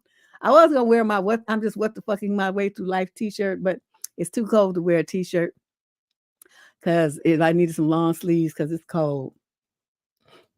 Okay, let's see what home skill is up to. What kind of, okay, wait a minute. How many? Oh, okay, that's a different letter. Okay. Deb, I love plants and have many house plants, and even some that were quite expensive and were gifts from my sister. Within the last 6 months, at least a third of my plants have died. I've had houseplants my whole life due to my late mother's own love of houseplants, and I know a lot about plants. The death of the plants didn't seem related to lack of light or inconsistent watering or lack of nutrients or even root rot. They just died very suddenly. I tried to not let it upset me too much because plants die, and it was not any of the expensive ones until now. My sister gave me a 5-leaf Monstera albo rooted plant for my birthday 2 months ago. It was beautiful. This morning I was crying pretty hard about it as I unpotted it, and I took a look at the roots, and I was looking hard at the plant and roots to see if a death was related, and that's when I noticed a smell. I sniffed my potting mix and I smelled bleach. The only other adult person in my home with unlimited and unobserved access to my plants is my husband. I wasn't able to talk to him for several hours, but when I could speak to him very calmly, but very directly asked if he had done something to my plants. He denied it at first. I said I smelled bleach in the potting mix of the elbow my sister had just given me, and that the only person who could have put it there was him, and he caved. Wow. He said he was putting small amounts of bleach into the fertilizing water jugs I prepare. I started crying. I asked him why. Why would you do this? You know I love plants. Why would you destroy them? He didn't really answer, nor did he really apologize. The trust I had in him is absolutely gone. I think maybe counseling can help us, but he is the one that did this, but I'm the one that would have to set up the counseling. The angry part of me just wants to be done with the relationship. I know that might seem overboard, but as we are married and share a child, but I feel now that I've not felt safe around my husband. That's right, because if he's going to kill other living things, you next. After our convo yesterday, I needed space. He went to his office and I spent the night in my daughter's room on a trundle bed. I'm going to text my husband today. He usually communicates easier and opens up more via text rather than face to face. I'm going to ask for a reason. I'll see what he says. I wouldn't give a fuck what the reason was. I'm just me. I wouldn't care what he said was his reason. The bottom line is you are a killer of live things. Now, whether that's live thing is a plant, an animal, or a human being, it's just all the same to me. He's killing something that you love, and he's doing it intentionally. That's sending a very clear message to me. Because next it could be your kid or it could be you. That's where my mind goes when I see people doing this kind of underhanded stuff. Because you know they do that where they put what is that stuff they put? There's some kind of fluid that goes in cars, and they put it's colorless, tasteless, and it slowly poisons you. I used to watch some crime shows. They test for it now, but they used to not test for it like when people had suspicious death. But yes, antifreeze. Thank you, cookie face girl. And then they put a little, a few drops, and so it kills you slowly over a period of, months to years, depending on how often they give it to you.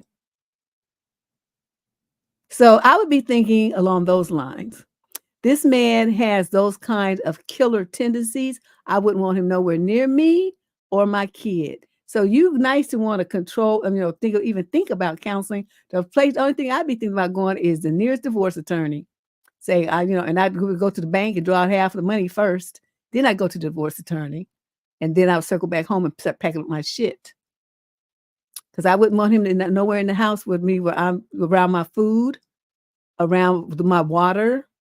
Get your plants, take them with you. Get your kid, take it with you. If you got any pets, get them and take them with you too. Any living thing must be away from this man. I can't even begin to come up with a plausible reason why someone would do such a thing. But it's very underhanded, it's very passive aggressive, and it's solely directed at you. So I don't know what's going on in y'all's marriage or what he's trying to do here or why he's supposed to be so mad at you. But whatever it is, it's not a safe environment for you or your children. Like I said, any living thing in that household with this man, you need to pay attention to that and get out. You heard that men will kill plants because killing animals will get them in trouble. Well, okay. Well, I didn't even know that. But like I said, to me, if you kill plants are living creatures. I mean, you know what I mean? They're living. Living creatures are plants in the house, pets in the house, children in the house, spouse in the house. So if you starting with pets, just like any of the serial killers, they always escalate. So I'll be thinking that the next thing is he's going to be coming after me since these are your plants and he knows they're special and important to you. He's killing them off to get to you. It's time to get the fuck up out of there. Don't even think about counseling. You just get to the nearest safe location away from this motherfucker and get a divorce like immediately. That is interesting. I'm going to put this across the screen because I want to have a record of this when I come back. I won't have to look in the chat. It's just too much. Oh, that is really interesting, honey. Throw fertilizer at it first. No, how about bleach without the fertilizer? I'm sure nobody taught his ass that. There's something about him. He's just twisted. Because even if he's mad at his wife, just file for divorce. If you want to get a divorce or something, then leave. What is it what he's doing? I don't even understand this kind of thinking. Yeah, that's what I'm saying, Sliver. That to me, I'd be just a boop. I wouldn't have stayed in the house sleeping on the trundle bed. I would have got my baby and we would have booked up out of there to the nearest hotel or somewhere. We wouldn't have been in the house trying to sleep with them there.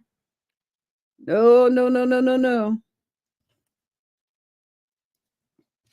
She's still worrying about trying to figure out why he's doing it. I wouldn't give a fuck. Just the fact that the strength that he did it, that's enough for me.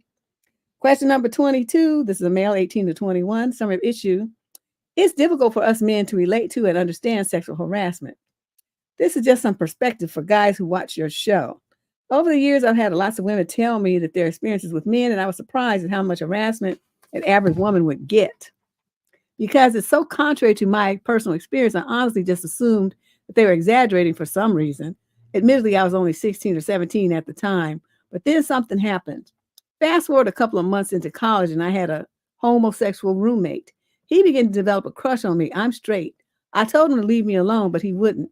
He would make constant innuendos at me and give me way too much information about his sex life. Then he would hang out by my door, sucking on lollipops, waiting for me to come out and try to convince me to be nookie with him. Once all my roommates and I, there were four of us, were having a philosophical debate about the nature of reality and if we live in a simulation. Oh, you in the matrix, huh? He turned to me and said that if we did live in a simulation, it shouldn't matter if I'm a girl or a guy. Comments like these were constant. It got to the point where I had to threaten him to get him to leave me alone. I then realized that my experience matched perfectly with the experiences women have constantly told me about.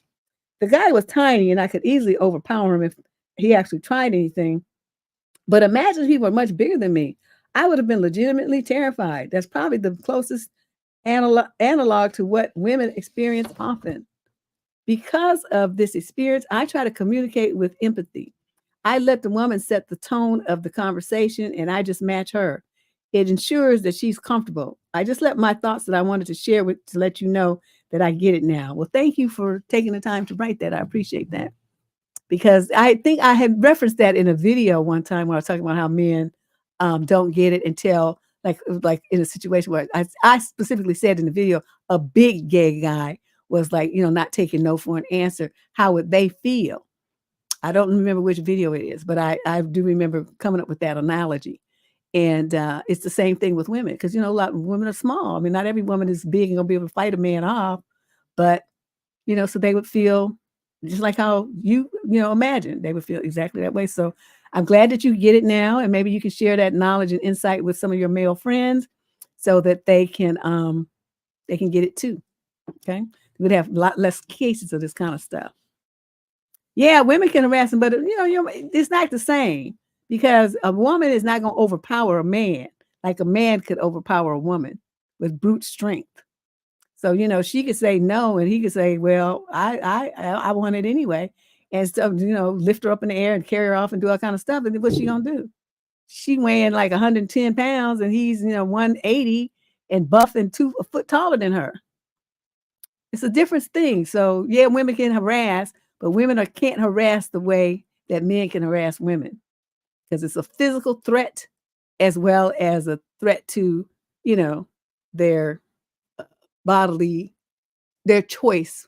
I'm trying to be delicate here. You know what I'm trying to say. Question number 23. This is a female in the 22 to 27 age group. Summary of issue. Friend with benefit attachment and interrogations on multiple partners. The guy I'm currently seeing about 2 or 3 months told me that he's not looking for something serious and does not want to commit to exclusivity. We discussed this after becoming intimate, and I am okay with it because he fulfills my needs. On the other hand, to give you context, I'm in a situation where I don't live in the same country most of the year, so it makes it difficult for me to develop any kind of relationship anyway. He's a really good person with great values. He was in a serious relationship for a very long time, which concluded last year. So he needs time to heal and experience new things, which I totally understand. However, we text a lot. I mean, really long messages about very personal and emotional stuff. And we both agreed that we would be okay with getting attached to each other. We see each other every week and planned weekends together. The Nook has become amazing, and we are really alike in many things, and everything clicks with time. I think the more time passes, the more we become attached as we discover even more about each other. I know he finds me beautiful and was impressed by me at the beginning. We discussed that. My question here is, do you suggest I deal with such situation when a real friends with benefit situation with no attachment or current communication? I can also have multiple partners, but when I'm getting attached to someone, I don't feel the need to pursue other people, especially when the nook nook is so fulfilling and I'm having trouble understanding his side. So I'd like to ask you all's experiences, opinion, and feedback to understand a little bit more. I'll be listening to the show and reading the chat comments. Okay, so let me try to sum this up because she was all over the place. So they're getting closer, but she sees him like every week. They plan weekends together and stuff, but they're not a couple. They're technically FWBs. So she wants to know, how should she deal with this situation when a real friends with benefit situation with no attachment or communication, okay, versus this guy where they text all day and all the time. I can have multiple partners, but when I'm getting attached to someone, I don't feel the need to pursue other people. So she's getting attached emotionally, and he's still wanting to dip and dab around, and she's trying to figure out what to do. I'm going to tell you this. If you're getting attached and you think that he's not at where you are, then you need to back off, because you're setting yourself up, because he already told you that he's not trying to be in a relationship. So it doesn't matter whether he says that you could be. The fact is that you're not. And the fact is that you live in a different country for most of the year. So what you gonna do anyway, unless you where he is all the time? So does moving forward in a situation like this, as you describe it, make any sense? Absolutely not. You would stay what you are so that when you're the 6 months that you're not around, he can do what he want to do, and so do you. You could limit it to that part then. But I don't know. I mean, I'm not really. I mean, I know, I agree that people should do what they want to do. But see, once you start being an FWB, that means someone that you see, they're in your life regularly, like a boyfriend, and you're doing intimate things with this person, and you're having, conversations with this person, exchange and stuff. You get attached. I mean, it's just human nature. You can't really avoid it. That the thing is, he's doing his in a way where he's seeing multiple people, so he's not going to get attached. And you still have that, that focus on one person at a time thing. So you're getting attached, and that's going to end up messing you up, because you're fantasizing right now. Well, we get along and we find out some more, but we. He ain't said shit. You the one that's saying we.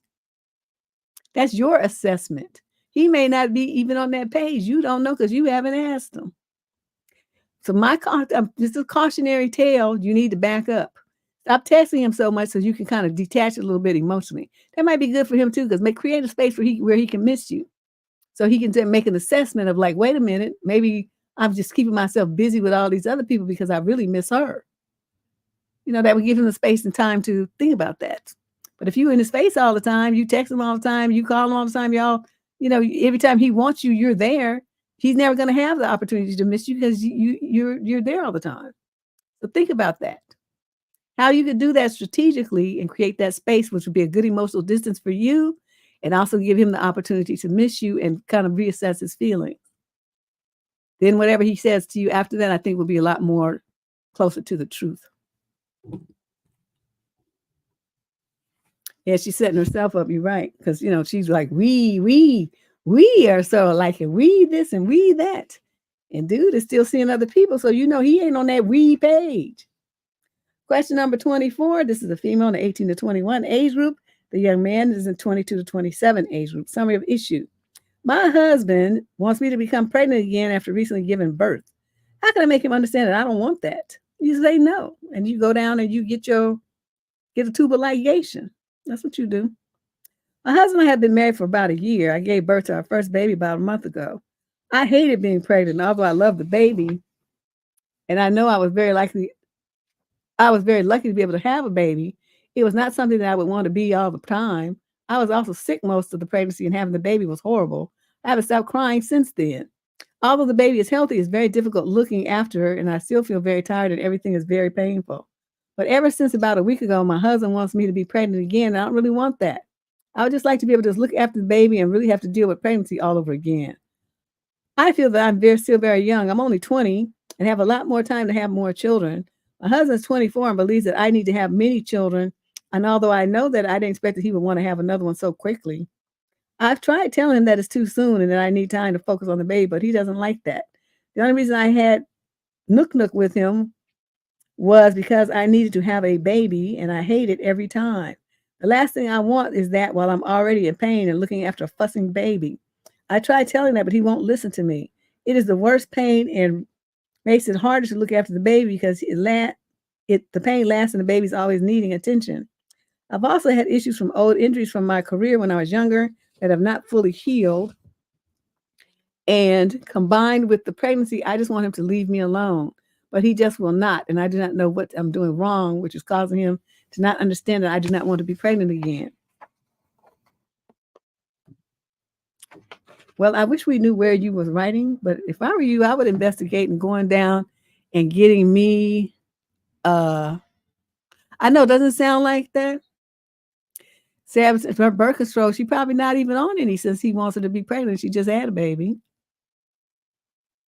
It's probably too soon for her to be doing the nook nook thing. That's why it hurts so bad. She hasn't finished healing yet. Wow.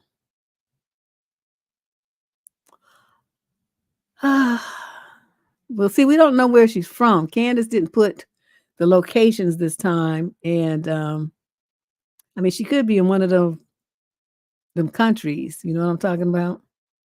Where her body is considered, when it's married, is considered like property of the husband. It could be a situation like that from those kind of countries. Yeah, but otherwise, you're right. It's an abusive relationship.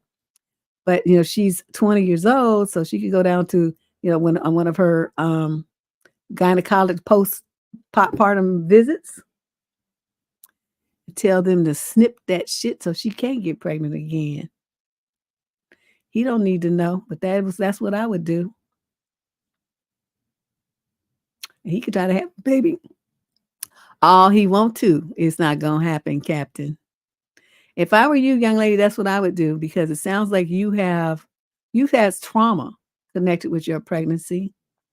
People always say that pregnancy is like this beautiful thing and all this old stuff here. It's really not for a lot of women. Really not. And in Africa, they have all those women that have those fistulas. It's like they can't hold their urine in, so they live in these places where they just walk around and just peeing because they have to get surgery to fix their bladder. So with those doctor things.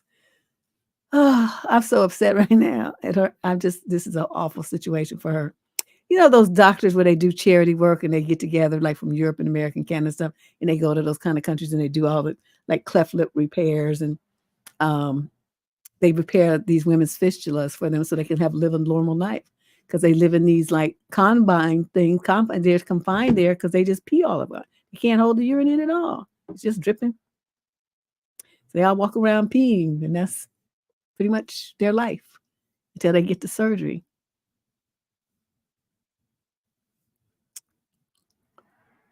Yeah, it's very sad. I watched a documentary on it. It was like, ugh. But it was the same kind of thing. The men just insisted that they have baby after baby after baby. And their body, never got time to heal. So I would, that's what it sounds like is going on with you. So I would investigate that. Even if you have to go to another state or, another neighboring country to get it, I would get that shit done.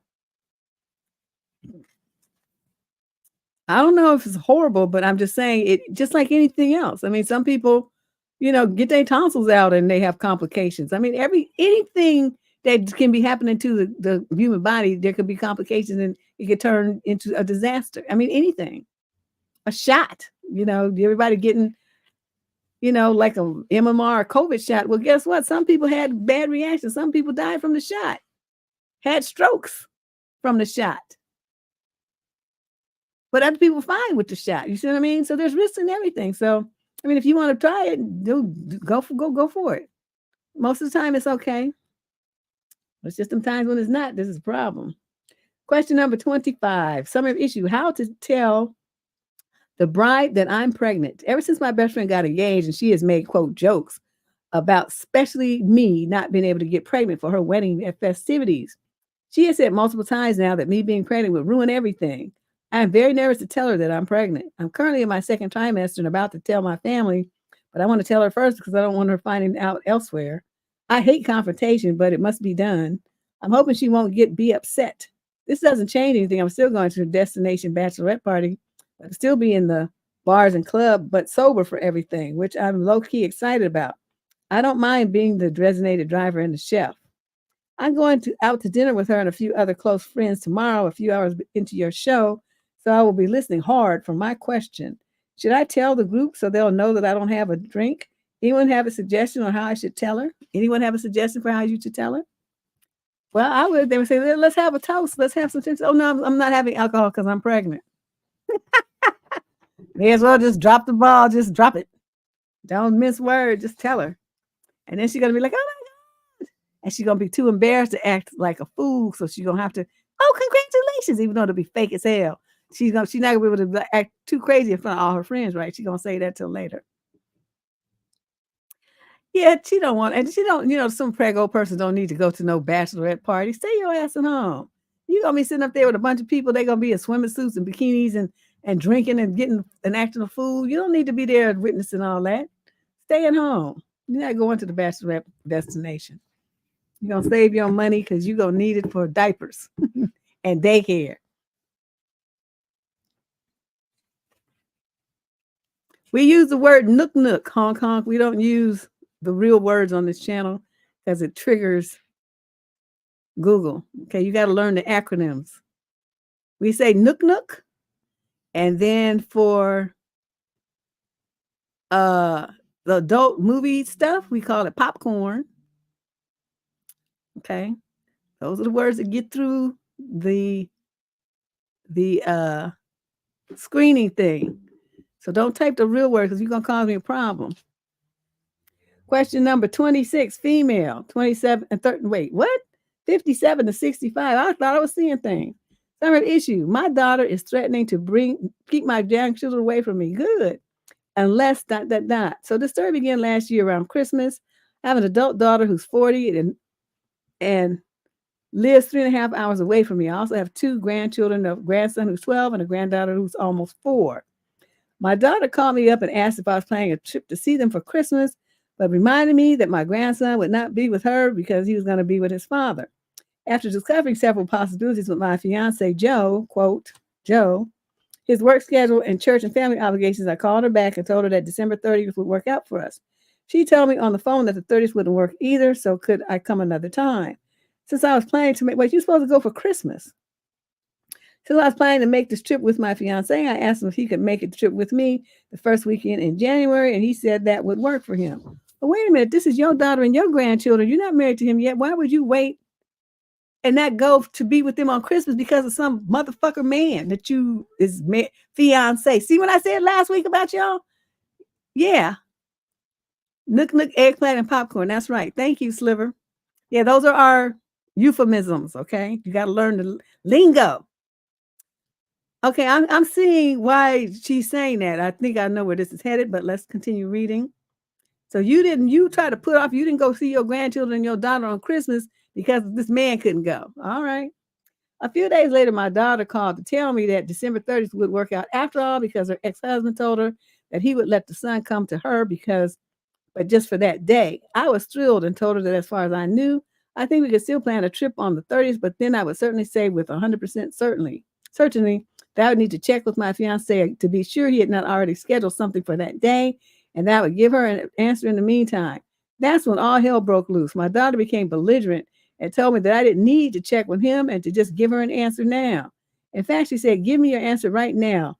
I need to know if you're going to come on the 30th. If you're not going to come, don't bother coming at all. And if you don't come on the 30th, you'll never see your grandchildren again. Then she humped the phone before I could even respond. So the 30th rolled around and we never made the trip. New Year's Day, I reached out to her and wished her a happy new year. You have a lot of nerve. And never got a reply. Later, I would find out I was blocked on Facebook too. Yesterday, I made another attempt to reach out to her and to hesitate, not to berate or scold her, but to find a way to reconcile. I sent her a long text message. I sent a text message to my grandson too. Here's a text message to me was read. Grandma, I don't want to have anything to do with you anymore. I expect you to come see me on the 30th and you never showed up. You picked Joe over me. That broke my heart. And that is what you did. Today, my daughter responded to my text and was appalled that we did not show up to her home. She said that she had gone to a lot of trouble to get her son to prepare a holiday feast. The kids were extremely disappointed that I picked Joe over them. I continue to disappoint and that I don't show up for all of her holiday dinners, family gatherings, or social events. I told her that the reason we did not come was because I don't reward bad behavior. I was given an ultimatum to come on the 30th or else. And as much as we were looking forward to the trip, her showing me such disrespect on the phone that night was when I made the decision I would not make the trip after all. She even took it a step further and said to me, the next time Joe comes with you and he doesn't stick around for the entire time of the birthday party, he is never allowed to come to my home again. This is deeply disturbing to me and it breaks my heart. It was never me about picking one over the other, only she sees it that way. I see it that way too. The only one who don't see it that way is you. You didn't go for Christmas because of Joe. And well, because the son was going to be with the father. That's fine. Okay, so we moved it to the 30th when she could get the kid and you guys could spend New Year's together. That's fine. That's a good compromise, I guess. But then you didn't even go then because of Joe.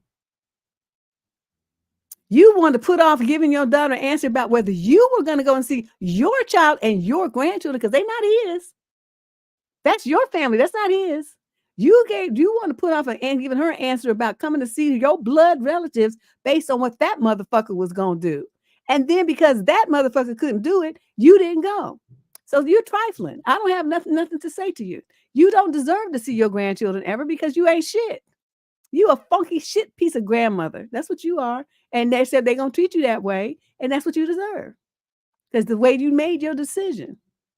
Yeah, I was like, why he got to come? You're going to see he can spend New Year's by himself or with his friends or his family. That's what we used to do. We would switch up. Thanksgiving in mine, then Christmas Eve at his. And then the next year was Thanksgiving at his and Christmas Eve in mine. We switched up, but we always spent Christmas Day at the house, just just the three of us. That's how we did it. So everybody got to have us, host us at some point. I wouldn't let them niggas come to my house, so we come to yours though. But it was just too many of them. It's only three of us when all three of us went. But we know it's gonna be like, no, it's too many people.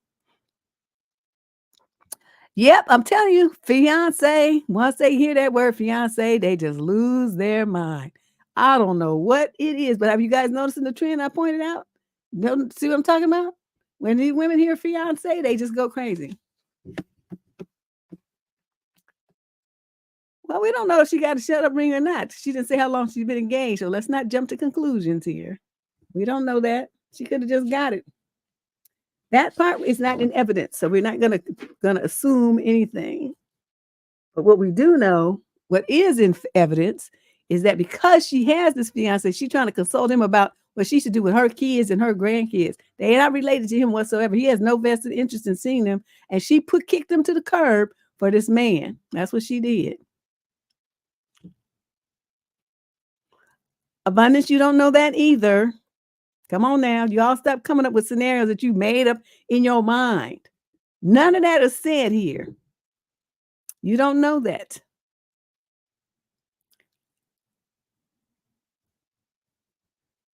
Yeah, because they didn't have birth control. That's before they had the birth control pill didn't come out until the 60s. And women everywhere was just like overjoyed. So yeah, up until the 50s, up until like probably the early 60, 61, before every woman got it, there were still people. Well, we're trying to retrain you guys because you know what? Having that going into fantasy land is the flip on trying to blame people for stuff is the flip side of going into fantasy land with a man when you're with a man and you start imagining like this girl, the one with the dude that's in the other country. You start imagining we. Okay, it's the flip side of that. I'm trying to break y'all in that habit. Don't go on fantasies. Don't assume nothing. Don't read into nothing. You go by what the facts are, what you see, and what you know. That's it on both ends of the spectrum. Okay? She's saying I'm projecting. I don't want y'all to do that. I want you guys to learn how to stay in the here and now. Okay? That's part of the controlling your emotions thing. When you let your imagination run away with you, what did you feel when you were thinking all that stuff? Did you have a lot of feelings behind that? See, I don't want you to do that. That's part of retraining yourself. I'm trying to tell you, all this stuff ties together. I'm trying to get you guys to see. I mean, maybe I don't explain it well enough, But for me, it's all part and parcel of the same thing. If I can get you to not go running down fantasy land and all around the world with stuff that you made up in your head on the back end on these advice questions, it's also going to affect you on the front end in your real relationship. You're not going to do it there either because it will be a habit that you've been broken of. You see? You see where I'm going with this? I got you. You guys just follow my lead. I got you. I'm trying to lead you by the hand. I don't want to just, put it down your head, stuff it down your throat. But maybe that's the tactic I'm gonna have to take. I don't know. Y'all be doing stuff. Yeah, it's not control. You just tune into how you felt when you was typing that. When you were coming up with that scenario in your head, wasn't you all emotional? See, that's not a good state for you to be in. That's not a good state. You stick to what's in evidence. All we know is this woman put this man and what he was trying to do before her grandkids and her, so she missed out on seeing them for the holidays. And they're upset at her, and I don't blame them.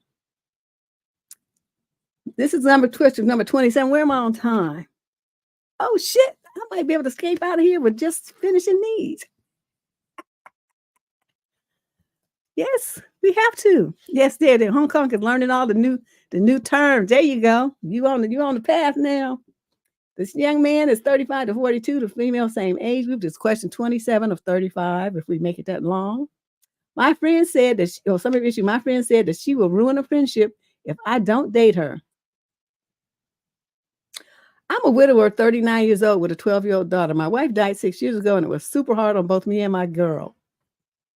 I've been focused on being the best parent I can be, and with support from my family plus therapy for us both, we're managing okay. I do know how hard it was for my daughter to make friends for a while after that. For the past 2 years, she's had this really good friend. They are pretty much inseparable. I've seen the difference this friend has made to my daughter's life, and it's been amazing. The friend has a mother who is also a single parent. We started interacting more than a year ago when our daughters got closer, and I thought we were pretty good friends. A few weeks ago, though, she said that she had feelings for me. I do not feel the same way. Unfortunately, she's a great person, but I just don't feel that way about it, and I was honest about it. She didn't take it well, and I empathize, but I think we've all been there. But in the past 2 weeks, she asked me again. She said things like she wants me to give it a chance. She feels like we'd be great together and that it's a good for the kids. 2 days ago, she said that she might have to restrict her daughter from being friends with mine because it's a painful reminder to her about me.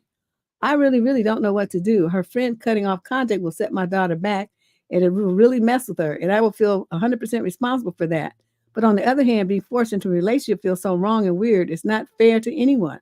Any ideas at all? I have no idea how to proceed. It's not your fault. This woman is a bitch. She's a manipulative, controlling heifer, and that's what you need to tell her. Say, that's fine if we don't see your daughter, because now that I know that her mother's a weirdo, controlling, all the stuff I just said, then it's like, you're not a nice person. So why would I want to date you? Anyone who would threaten to hurt a child because she didn't get her way with the child's parent is evil bitch. And I don't want you or your daughter around my daughter. So what you just said is a bet. And yeah, all bets are off. Don't ever call this house again. And your daughter better stay the fuck away from mine. I would flip that shit on her so fast so that she would have to go and tell her daughter why the little girl's not going to see her anymore. And then I would sit my daughter down and tell her what happened, because she's 12 years old. She's not a baby. And say, so-and-so's mother threatened me with, she sounds very aggressive and she's controlling and manipulative. That's a dangerous thing to have around a child. And that shit makes me angry. So she'd rather hurt the kid because she's not getting her way with the father. And that's what I would tell my daughter. So-and-so's mother decided that she wanted to have a relationship with me. And because I'm still mourning your mom, I'm not ready for anything like that. Don't tell her that you don't like her. Just say, I'm still mourning your mom. You want to put it like that. I still love mommy. And so there's no room for me to love anybody else right now. And I told her that, and she got mad because she wasn't getting her way. And so she doesn't want her daughter to be around you anymore because she's mad at me. And so that's how she's going to take it out on us. I'm very sorry, honey. I know you really love this little girl. You're just a good friend of yours, but I'll do my best to, find you some other friends and, maybe enroll you in some dance classes or something like that, whatever you enjoy, so you can be around other girls your age and make some new friends. What do you think? What do you like? What do you want to do? Let's start looking at some things. You can redirect her energy so she can look forward instead of behind her at what she's lost. That's how I would do it if I were you. But this is time to be honest with your daughter because she's 12 years old. And this is going to be the thing. A lot of women are going to start approaching you because you're still young. You're not even 40 years old yet. And you probably look halfway decent. I mean, you know what I mean? And so, and they're single and they don't want a husband. And so here you are all available and stuff, living in the suburbs, most likely in the same house you was living in with your wife. And there's all these single mothers peeping around the window, looking at you. Okay. So this is not going to be the end of this. It's going to happen again, but you're going to keep hiding behind the fact that you love mommy. So that's going to be something that your daughter can understand and relate to because she loves mommy too. And it's not a threatening to the child. It's just not going to make her feel guilty. You're going to put all the blame on the woman because that's where the blame belongs. Because she's the one who's doing this.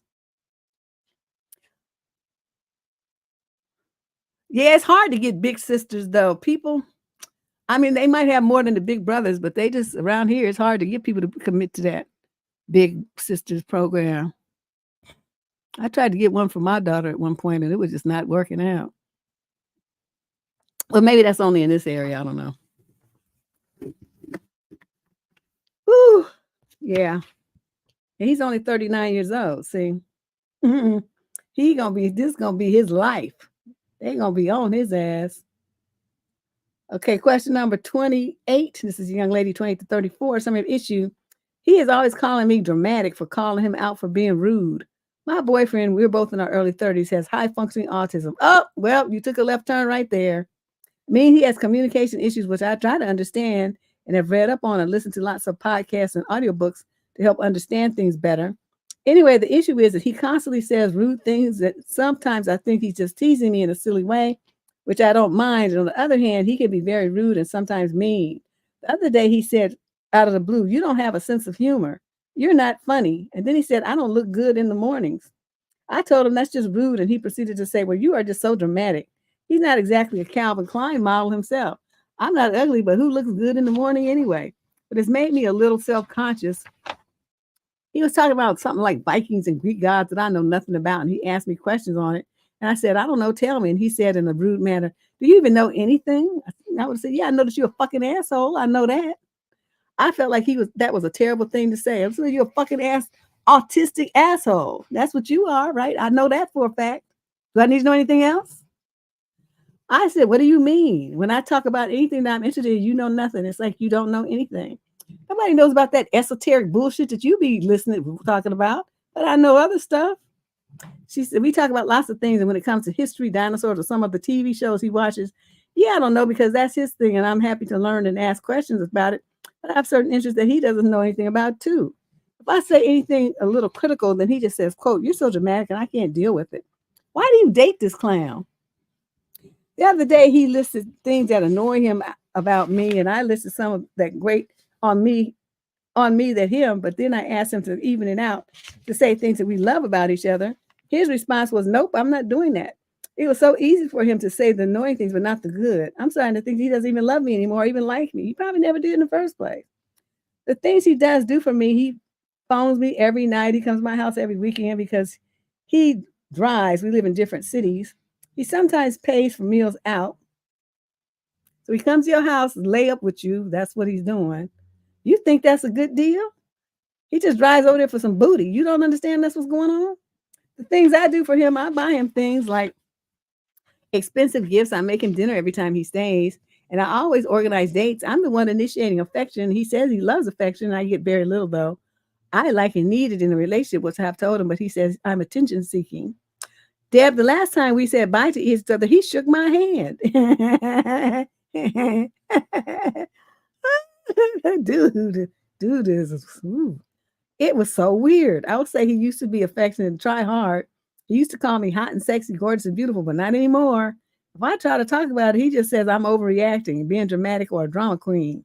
I never shout or try to argue, certainly put my point across. He just gets annoyed if I go silent and say nothing's wrong at times because I'm evaluating and processing and say anything as I know his reaction I will get. Any advice or opinions? Yes, dump him, please.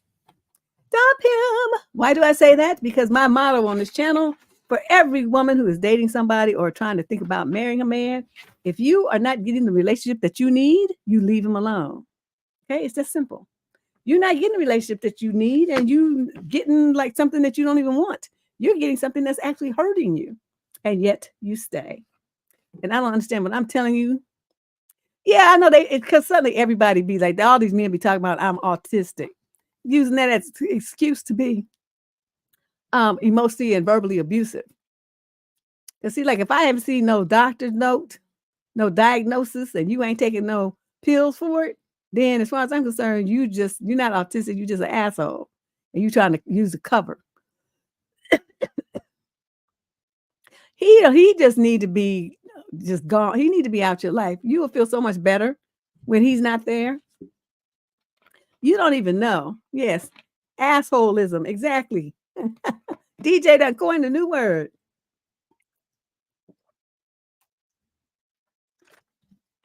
And you know the thing about it, he gonna shake your hand. That tells you the relationship is over. You don't get it?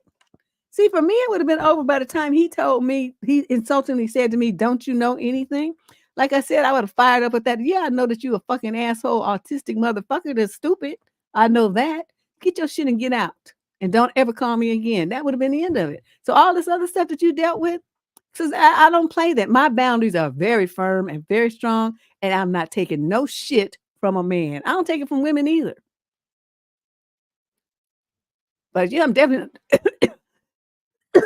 not taking it from some man who's supposed to be in my face talking about he loves me. Ooh, my throat got dry. We're not gonna do that. We're not doing that. We might do some other crazy stuff, but we ain't doing that. Woo, my God, girl, please get rid of this fool. And in the future, if somebody tells us they have autism, just pass them by. Question number 30. This is a male on the 22 to 27 age group. Summary of issue. How does one improve their sense of humor? Wait a minute. Before I do this, let me just tell you, because I went out with this dude, right? We were in the quote talking to phase. So, I like to, and, just, and it's not like I was really trying to, I just wanted to find out, because I told him about my brothers and stuff and, some funny stories about us growing up. And so then I'm like, well, that was my segue to start getting in his business. So I said, well, do you have any siblings? And he's like, yeah, have this sisters and this and that, blah, blah, blah. And I said, oh, well, how was things when you guys were growing up? Were they crazy like my brothers? He says, well, yeah, but it was a different kind of crazy because they're all on, they're all bipolar and schizophrenic. And I said, really? Well, that must have been hard on you, right? I tried to pretend like I was sympathetic, but I didn't gotta give a shit. Because when I knew when I was getting off that phone, I was hanging up and I was never gonna talk to him again. You know why? Because I had a little girl, because at the time that wasn't too long after hubby had died. And I'm trying to get back out in the dating game. So she was probably about, I don't know, maybe 9 or 10. You think I'm gonna have my baby around some bipolar schizophrenic bitches? That's not gonna happen. So, if we dated, because this is just the talking to phase, okay? So if we had gotten into a situation and started calling ourselves dating, his family would have been around my child. My child would have been around his family. I would have been around his family. No, no, no, no, no, no, no. Because I don't do crazy stuff. I don't do crazy people. And so he told me, and I said, oh, I try to act all empathetic. Oh my God, that must have been so hard for you growing up and stuff. How did they treat you? Because he was the youngest. How did they treat you? I'm just like, well, so he's telling me all the stuff, thinking I'm all empathetic. I'm up there doing my nails, just wait for this call to be over. Because I'm like, ooh, I'm so hanging up from you. You don't even know. That's my thing. Because, the nut don't fall too far from the tree. And he was one of the nuts from that tree. I'm like, nah, I'm good. I'm good. We're not going there. Because I wasn't trying to be in prison for, killing somebody to hurt my child. So it's like, the best way to do that is to mitigate this on the front end and not be involved. So that's what I did. But yeah, can you imagine? He said they all bipolar or schizophrenic. All of them. Not just one of them, all of them. So he got that gene. And I was still, at the time, young enough, I might have wanted to have another kid or something if I was stupid. But luckily that was. But I'm just saying, if I was a normal woman, I probably would have wanted to have another kid and I wouldn't want to have it with him. Because then my kid would have caught that crazy. The baby to come out the womb cray. I don't think so. Okay, so this young man, question number 30, wants to know, how does one improve their sense of humor? I grew up surrounded by funny people, yet somehow I didn't catch the virus that made them funny. I've been observing funny people and have a lot of good jokes in stock, but I can't seem to figure out the correct way to deliver it or the perfect time for the punchline, etc. I don't know because my thing is, to me, being a person who sees humor in situations and can assess it and spit it out is a personality trait. You either have it or you don't. Like, you sit up here like I think people be just rolling on the floor talking about how funny I am. I'm not even trying to be funny. I'm just talking. I'm just like being myself. But the people seem to laugh about it. They think what I'm saying is hilarious. And I'm like, okay, I mean, I guess that's fine. But I'm really not trying to be funny. But to me, it's just kind of a thing like, um, I think you just, it's not your personality. So don't try to expend time and energy on being something that's not yourself. Start to grow comfortable with who and what you are. Just be a person who understands other people's jokes and laughs at them. That's good enough. Because the people who are funny we need an audience to laugh at our jokes, right? Well, for me, I need people to tell me that it was funny because I mean, I'm just talking. I'm not trying to be funny. But so when people point out that it's funny, then I'll be like, oh, I guess that was kind of funny. And if I look at the video, sometimes I start laughing at myself. Like, wow, you stupid. But I look at it like that, like, you hella stupid. I don't look at it as me trying to be funny. So I think, just let yourself just be who you are. It's good to have some jokes in your repertoire, though, because sometimes you get in a party situation where people say, oh, let's tell each other jokes. And then you have something you can pull out and participate. But, to think that you have to match your other people's sense of humor, don't do that to yourself. Don't try to be anybody other than who you are.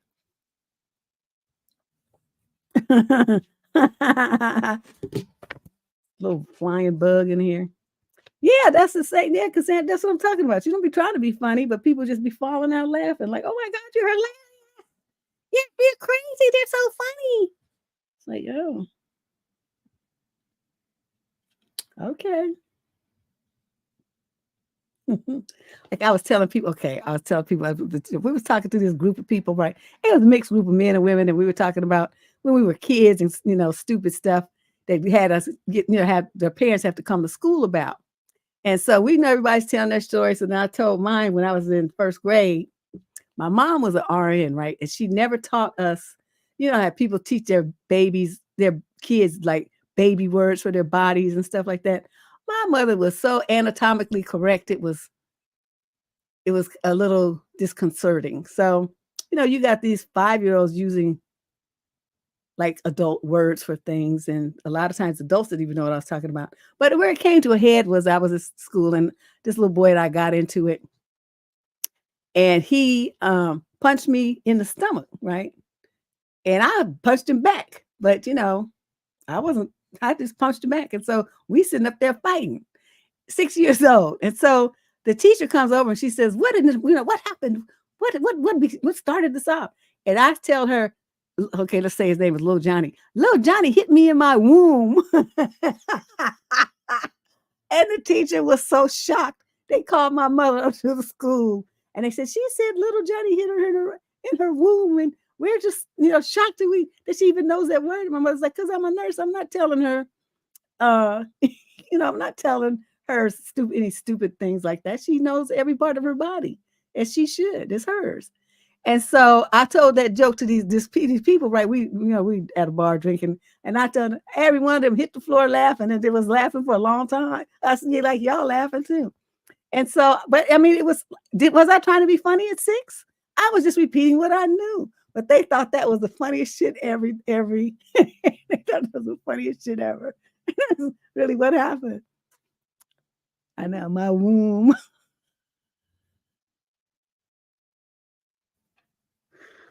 Oh, it's kind of embarrassing. Yeah, I don't do cray peeps. Mm-mm.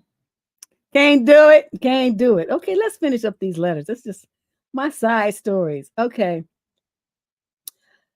Oh, let's skip this one. This sounds stupid. Oh, maybe not. Okay. Should I talk to my neighbor? She's 20 to 34. For the past couple of weeks, or maybe even a month, I found myself constantly being judged by my neighbors. It seems like everything I do or say becomes a way to judge me. I had hoped that being at home would allow me to be myself, But it feels like every conversation I have with anyone becomes information for them to figure out the type of person I am. It's gotten to the point where I'm just frustrated and really just enjoy life without the constant worry of others' opinions weighing on me. Hearing their points of view can be hurtful and leaves me feeling bad about myself. I rarely judge them or care much before now, but at this point, I can either talk about my perspective or just not do anything and hope they just leave me alone or just stop talking about me. I hate getting judged without them knowing me as a person instead of getting ideas from every action or conversation I have. I don't know why a part of me cares about this at all at this point. I wish you had put this into some context, but I'm gonna tell you this. How you think they're gonna know anything about you if you don't ever talk to them? They don't need to know everything about you, but like what kind of work you do, what kind of books you read, what kind of hobbies you have, what kind of interests you have. I mean, just basic little superficial bullshit that you would talk about at a cocktail party. Not the deep inner recesses of your thoughts and your political ambitions and your health background. And they don't need to know all that. But just you don't know how to make small talk. That's what they're talking about. Just this bullshit conversation. I talked to mine, but not all of them, because I told you about the ones I had to cuss out. I still don't talk to them motherfuckers. Every time I see them, I give them a dirty look. Them African men. So they're trying to act like, trying to raise his voice at me. I called him every kind of dirty motherfucker I could think of. And he just like, you don't have to talk to me like that. Well, obviously I do. Because you think, I don't know what you think you doing running stuff. You not run me. And if I can't get in my car because you done double parked behind my vehicle, I'm going to have your shit towed. I'm telling you now. So stop, park on the street. Don't ever do that again. If I'm late for work because of you, we going to have a real problem. This was years ago. So yeah, no, I still don't talk to them monkey motherfuckers. And then one of the women here, she moved her son in, and this guy, I think he was on drugs because he would wander around buildings, in the middle of the night. His name was Donnie. Donnie would be out there talking on the phone all loud. I'm hollering out the window, Donnie, get your ass in the house. You making noise, waking everybody up. See, we got to go to work and got to go to school and stuff in the morning. People are tired. Go in your house. Oh, but my mom doesn't want me in the house. Well, then get off the phone and go to sleep. This is a grown man, but I think he had been in meth or something, and then he was on jail. So then he got released to her, and I think he's back in jail. So we ain't seen Donnie in a while. Uh-huh. She had to move. Uh-huh. I believe it. Yeah, sometimes, neighbors, but my neighbors are pretty good. After my little stroke issue, they was looking out for me, especially the ones next door. But yeah.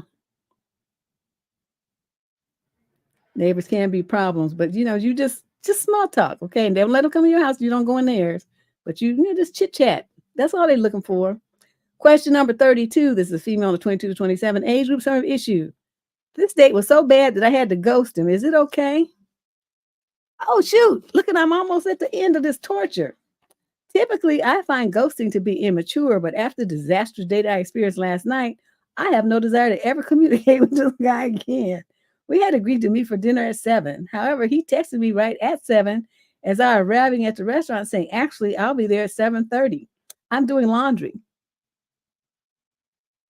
I would have texted him back and said, don't bother. I'm going home.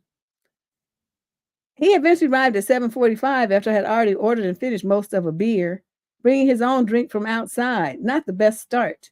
In person, he looked significantly older than his photo, so I politely asked his age, assuming he was in his late 30s or early 40s.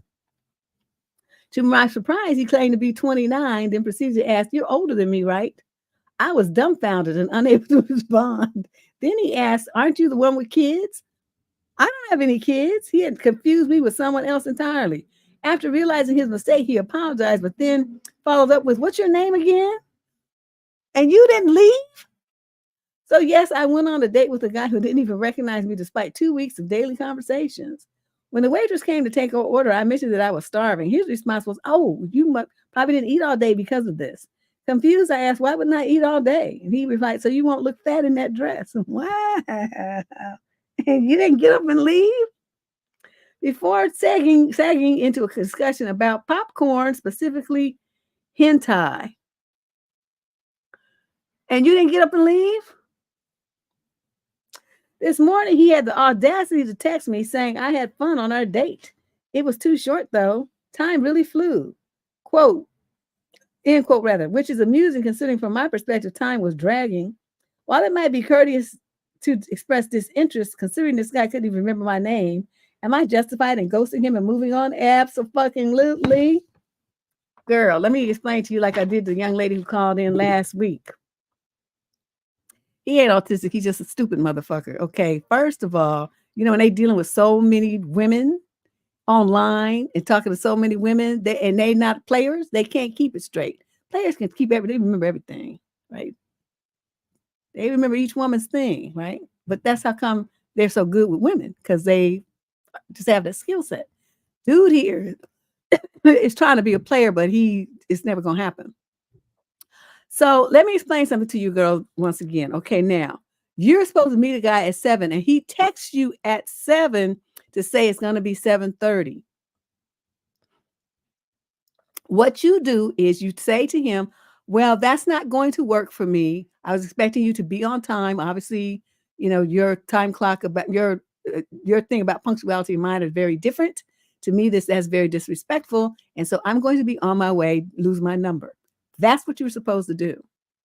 Instead, you waited for him, and then he was 15 minutes late after that. And you were still there. Then he starts, you know, he didn't remember your name and he's asking all these weird questions. Okay. And you stayed.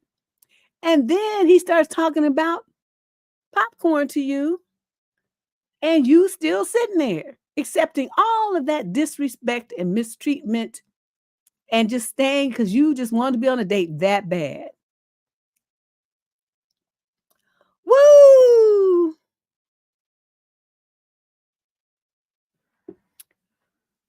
I don't do absent-minded. You know, people claim that they absent-minded. You know what that really means? Your IQ is about 52. And you don't have the intellect to fuck with me. That's what that means. I don't do absent-minded. I don't do autistic. I don't do hard of communicating. I don't do any kind of afflictions. I don't do depression. I don't do mental illness. You can't be around me if you're schizophrenic and bipolar. None of that. Just get the fuck away from me. I don't want to be bothered. I have enough problems of my own, enough drama that I have to deal with. I'm not trying to bring your weirdness into my world and create even more problems for me to have to deal with. I'm not going to do it. And to me, my thing with men is respect. If a man cannot respect you from the gate, you ladies have got to stop allowing them to use up your time, and definitely don't allow them into your body. But yet you guys don't seem to understand what respect is. I keep seeing this over and over and over. He gonna be 30 minutes they talking about I'm doing laundry when he's supposed to be there with you.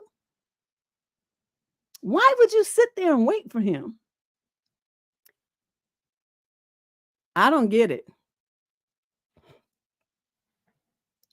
Exactly. And because you know what my thing, there's no excuse for being absent-minded because with smartphones, tablets, and all this stuff, you can set reminders and you know, pop-ups and emails and buzzers, and you know, it even tells you in a voice what, you know, it's time for you to go to the restaurant. You have 30 minutes of travel time. It'll tell you that.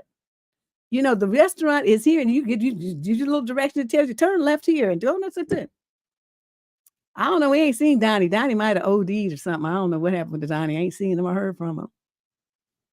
Yeah. So this right. You know. So my thing is in her situation, when as soon as he sent that text, it was over. You see what I mean? He started off with disrespect, and it went downhill from there. So if a guy can't even show the fuck up on time, why would you think that the date is going to save itself? He's already shown you he don't give a fuck about you, because otherwise he would have been there on time. Usually when they really care, they be there early. You walk in the door and he's waiting for you. Okay. Well, nobody's time is more important. They just don't give a fuck, period. He don't give a fuck about his time, and so he don't give a fuck about yours. That's why I said his idea about punctuality is they have different values there. He's on, you know, he on a different page. He doesn't, that probably doesn't even exist in his vocabulary. And so he just on about his business. right? That's the way I look at it. Well, let's do one more letter. I'm supposed to end at 7. That's what, 3 minutes from now. This is this guy, male 28 to 34. He says the summary of issue: the woman I talked to on a platform continues to have new matches. I matched with a woman on a dating app and we started to talk about a month ago. The feeling is great. She tells me that she's interested in me. She doesn't care if I'm deeply poor. I live in a small hamlet in the heartland of France, surrounded by dogs and hunters, and she lives on the west of France in a city near the beach. However, I came on this app to watch some of her pictures and I saw that she had more matches. At first, I thought, no, it's just my mind. But then I noticed more matches again. So I wrote to her and she told me that she doesn't talk to the new matches. Then I told her I don't like that she has other matches because I stopped to swipe on the app and she told me that she wants a faithful man and I'm faithful. Hence, she agreed to stop swiping on the dating app too. But then I saw still more matches on there. So I told her about that and she told me that she isn't on the app. I trust people, however, I wonder what would be the other's explanation for having more matches. I think it's important to trust people and to not accuse them of lying without thinking about it beforehand. However, when I wonder if someone tries to flirt with someone else, I am often right. However, no, moreover, rather, if I'm in a relationship and my partner cheats on me, I know it just by touching her. It's how I discovered I was being cheated on in my last relationship. I just touched my girlfriend. I was like electric current. I felt that another man had nook with her just by touching her. So I took her phone, I researched and discovered that she had cheated on me the night before. So I vomited and I broke off the relationship.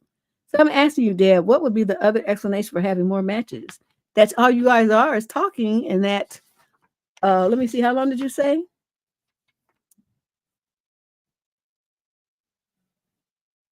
You met her about a month ago, and she lives on the other side of France, and you trying to stake a claim on a woman that you most likely haven't even laid eyes on yet, and trying to act like you like a couple and stuff. I think you are, you're so lonely that you got a lot of misplaced thinking going on here, my brother. You need to slow that down. This is not your girlfriend, okay? You put too much on this for a woman that you've been talking to over an app or online or whatever way you all communicating for only a month. She's not your girlfriend. You're confused. Okay, slow down. Let's be realistic here. Yeah, I don't know. This is very interesting. These letters tonight. I'm gonna get me some DoorDash, have them come and Instacart me something from Bevmo because I said I was gonna try to not drink this weekend. Lied. I'm gonna have me something. I don't know what to say, but all I do know is this was a crazy column. This was an interesting discussion, though. Our last show of what you call it. What are we doing? Is this one okay? This is our last one next week, 3 o'clock. The last 4-hour broadcast of the year. It'll be Saturday, next whatever the Saturday is, the 20 whatever. We're going to do that, and then we'll be done with this. I have a couple of things I'm trying to do in April. One is for to talk about single mothers, but I need some volunteers to be on a panel. Go look on the community wall on YouTube for that information. And just send an email to survivingdating@gmail.com. Provide your contact information if you're willing to be a panelist and talk about your experience as a single mother and, the pros and cons of it. I have some information about the economic side of being a single mother, so I'll add that to the discussion as well. But other than that, you guys have a wonderful weekend. I'm glad you were here with me today and enjoyed yourselves. I hope you did anyway. And go and enjoy the rest of your weekend. And I will see you next Saturday, 3 o'clock p.m. Pacific time. That's 6 if you're on the East Coast. For 4 hours of fun and wildness. And what the fuck is...